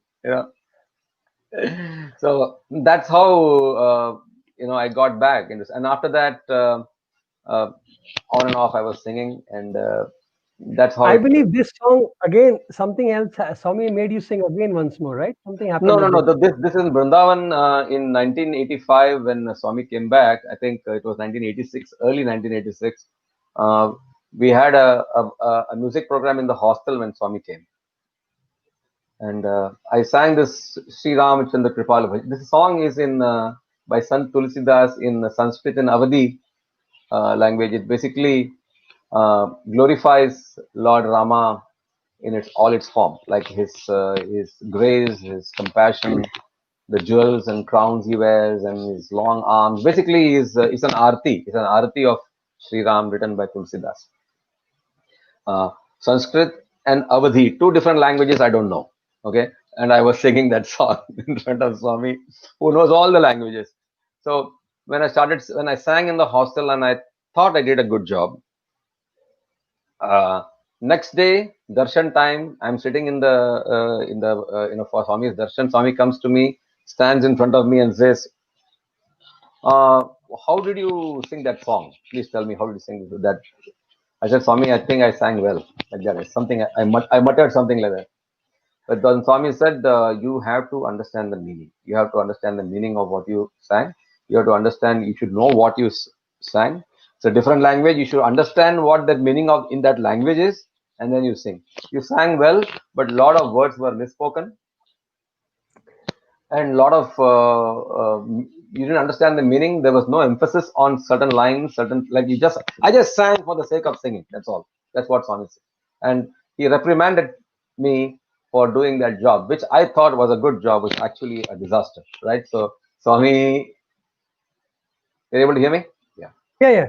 Carry on. So Swami didn't like it. Okay, in short, basically. And the next day evening, during the bhajan inside Trai, you know how Swami does impromptu discourses, right? And there were a couple of people Swami used to like a lot. One was Dr. V.K. Narasimhan, right? So he will ask a simple question, unrelated question, maybe one, why is the earth round? Something like that he will ask. And Swami will give a 2 hours discourse just for that one question. So, so some topic came about, and I was just sitting under Swami's feet. I remember that I was doing Path Seva. Swami was standing because he was having a conversation of a different kind. So he was standing, and I was just sitting right underneath him, so he can touch my head like this. So he just did like this.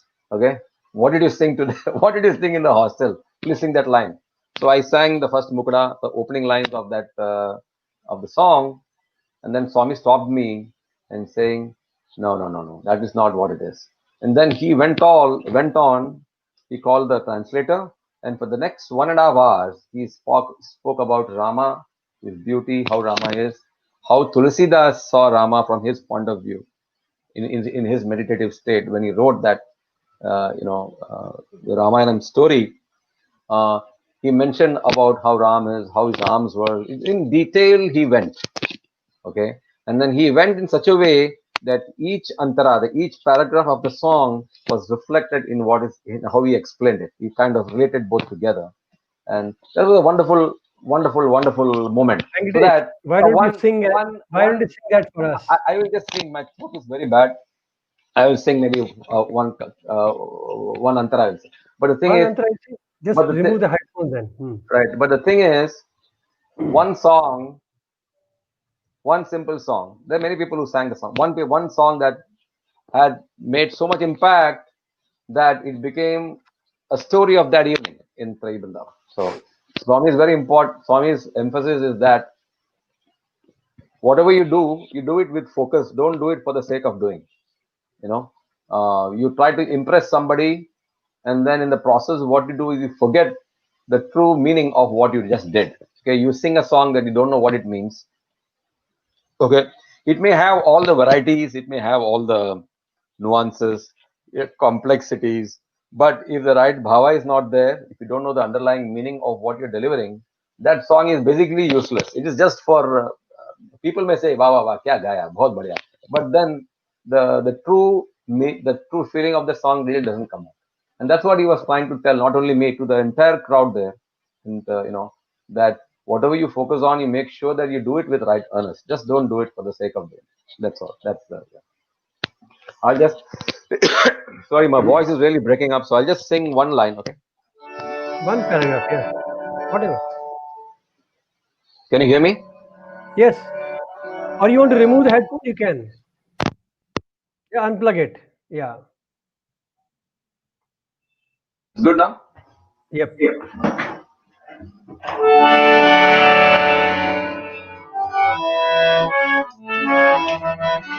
Shri Ram, Shri Ram, Shri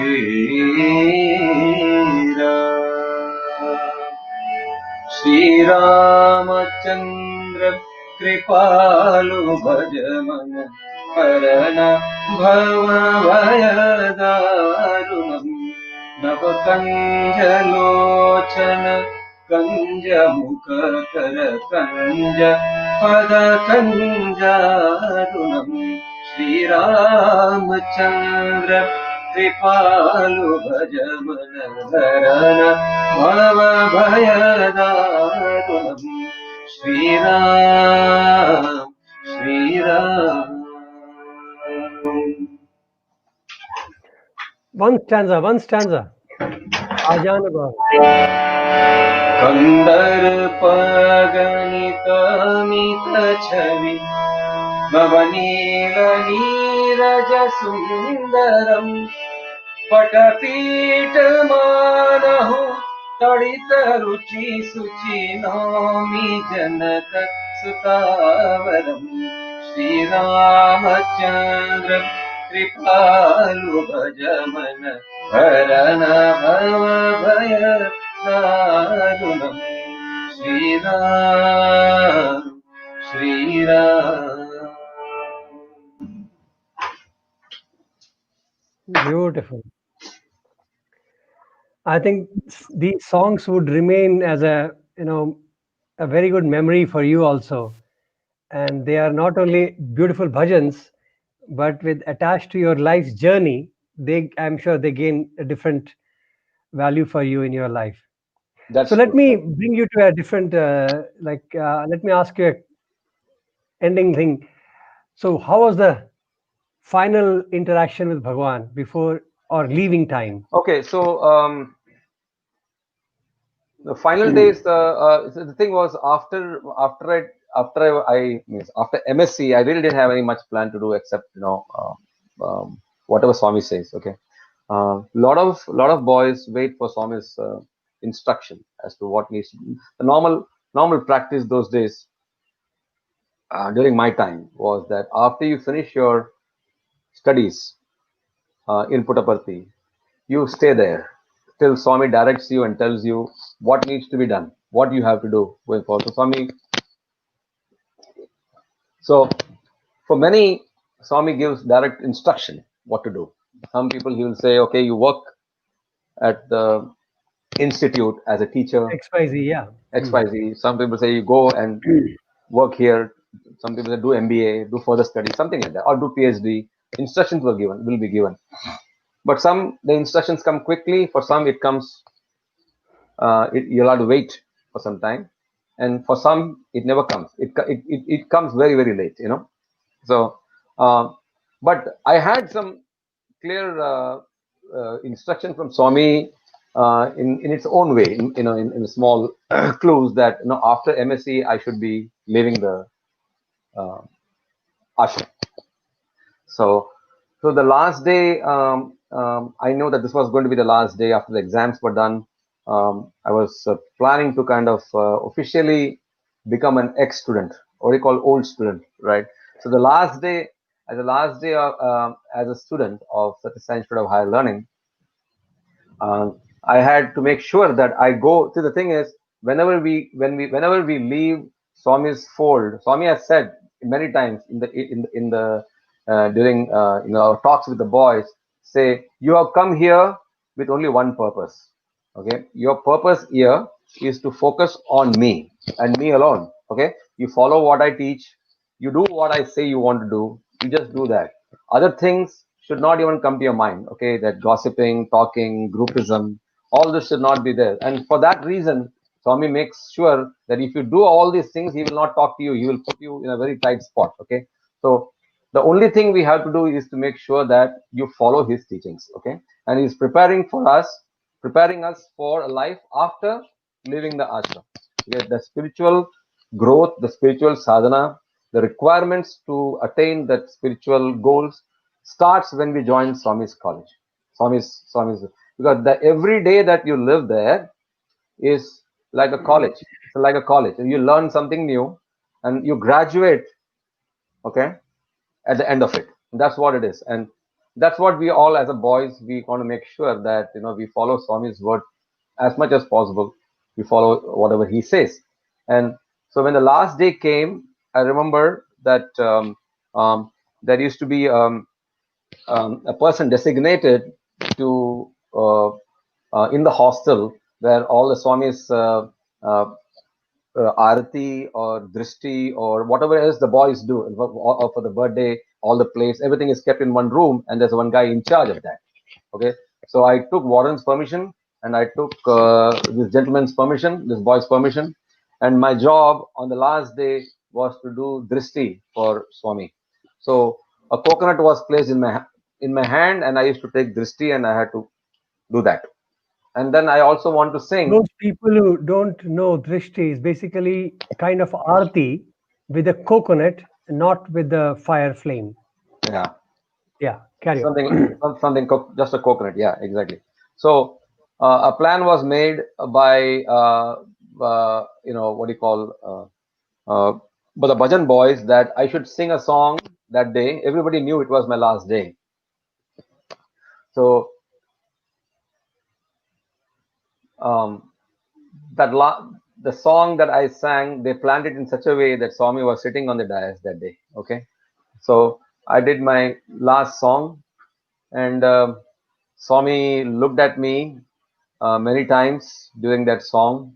So he actually knew that I was going that day. Okay, and there were a lot of incidents. I didn't have time to tell all this. That kind of the Swami basically knows mostly everything that's going on in our life.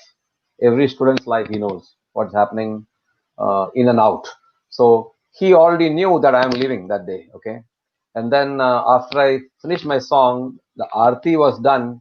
I slipped out from the bhajan room to offer drishti. Okay, so and then I did drishti, and that I had some courage to ask Swami. Uh, and Swami, I am leaving today. I need your blessings. I need to have Pad Namaskar and Prasad. That's what I said. And Swami told me to take Pad Namaskar. He gave me, he went inside, took a bag out, and gave me a handful of vibhuti and told me, try to be an ideal student. Like, the thing is, as we live there, once you come out, it's very easy to get distracted and go away from Swami's teaching. The Swami said, please, he said, follow my teachings and be a good boy. So what he really meant was, that wherever I go, however I live, make sure you maintain Swami's ideals and his principles, and then we represent Swami. As students, you and me, we represent Swami, and then we don't do anything that might kind of put Swami down. That's what he was saying. Be a good boy and live for Swami's ideals. That's what Swami said in Tamil. He said in Tamil, and then he went in, and that was my last day. And then after that, I came back home. Yeah. Venkatesh, with such a beautiful association with the Lord, share with us your thoughts about life, Swami, God. Yeah. How do you summarize it for us?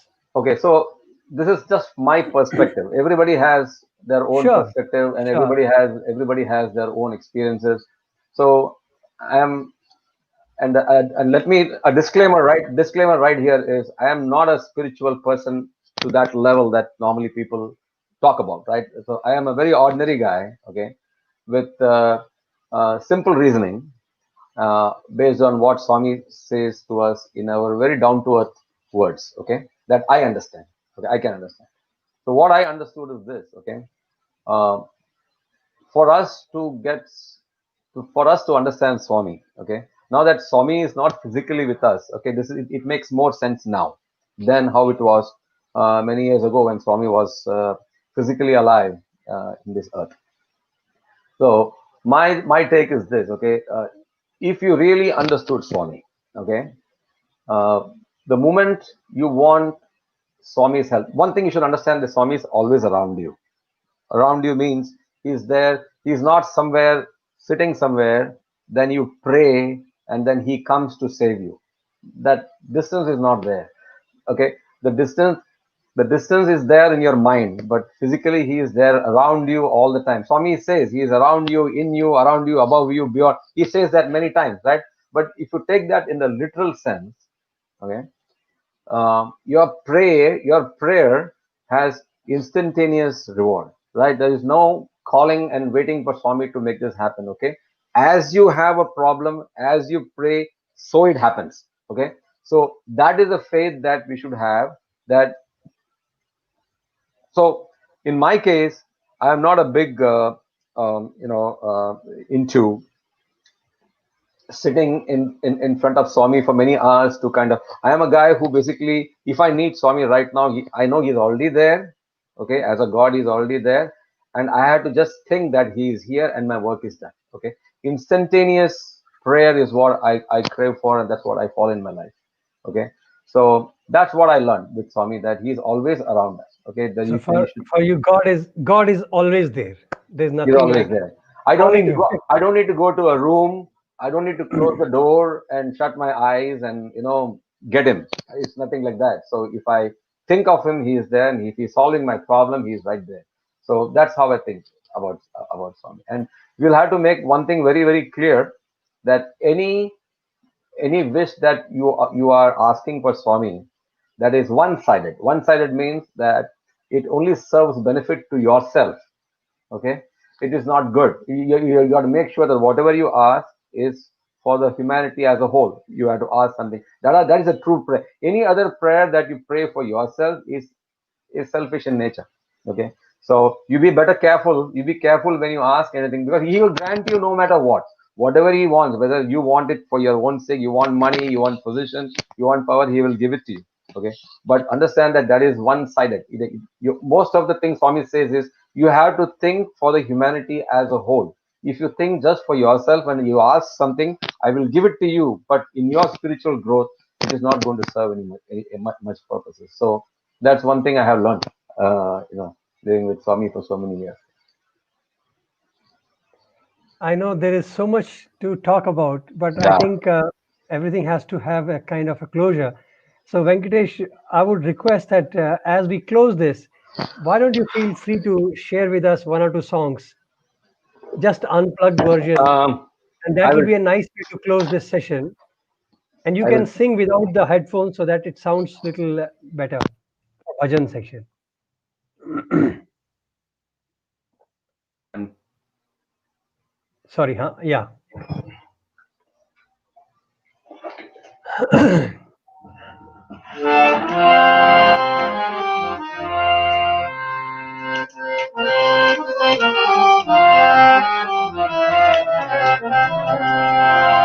मेरा जीवन तेरे हवाले प्रभु, इसे पग पग तू ही संभाले, पग पग तू ही संभाले इसे, हो पग पग तू ही संभाले। मेरा जीवन तेरे हवाले प्रभु, इसे पग पग तू ही संभाले। भव सागर में जीवन नैया घोल रही है वो रसवैया, घोल रही है वो रसवैया, इसे आप ही पार उतारे प्रभु, इसे पग पग तू ही संभाले। मेरा जीवन तेरे हवाले प्रभु, इसे पग पग तू ही संभाले। मोह माया के बंधन खोलो, हे प्रभु अपनी शरण में ले लो, हे प्रभु अपनी शरण में ले लो, इसे पापी को अपना ले प्रभु, इसे पग पग तू ही संभाले। मेरा जीवन तेरे हवाले प्रभु, इसे पग पग तू ही संभाले।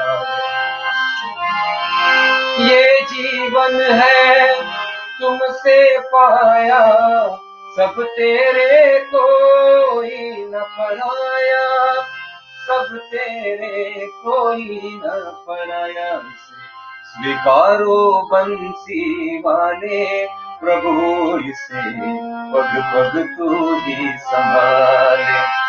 मेरा जीवन तेरे हवाले प्रभु, इसे पग पग तू ही संभाले, पग पग तू ही संभाले, इसे हो पग पग तू ही संभाले। मेरा जीवन तेरे हवाले प्रभु, इसे पग पग तू ही संभाले।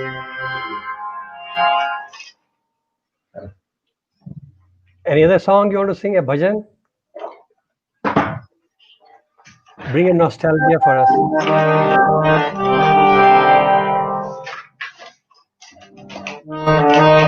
this is the last song I sang in front of Swami in Puttaparthi, but my voice is failing me. I will No still problem. leave it to Swami.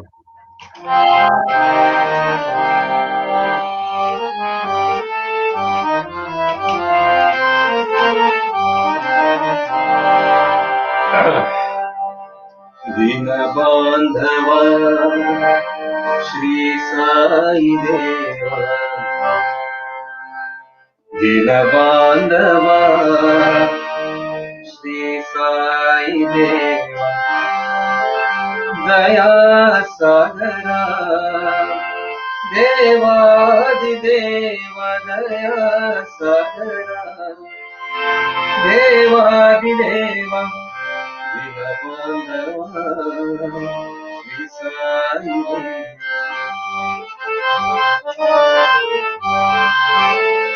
पाहि प्रभो साईश्वरा, देहि विभो जगदीश्वर शरणं प्रभो सत्य साई देवा दीन बांधवा श्री साई देवा दीन बांधवा श्री साई देवा दया सागरा देवादिदेवा दया सागरा देवादिदेवा दीनबांधवा श्री साई देवा दीनबांधवा श्री साई देवा.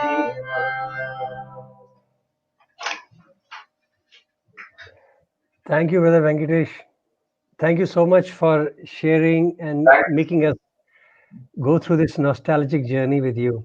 thanks for having me. And again, I said this is the first time I'm really speaking to this kind of an audience, but I'm never a good speaker. But whatever I spoke today, Swami is speaking through me. So I hope, forgive my lapses. There was an internet issue in the middle because somebody else in my house was also streaming, so there was some lag. So sorry about that. It's okay. It's okay. I thank everybody for joining us. We had good number of participation, and this video, as I always say, it will be available on the channel. Feel free to watch and share the beautiful glories and stories of our Lord. So thank you very much, and Sai Ram, be safe. Salam, Thank you, salam. Venkatesh. Sai Ram, brother. Really appreciate it.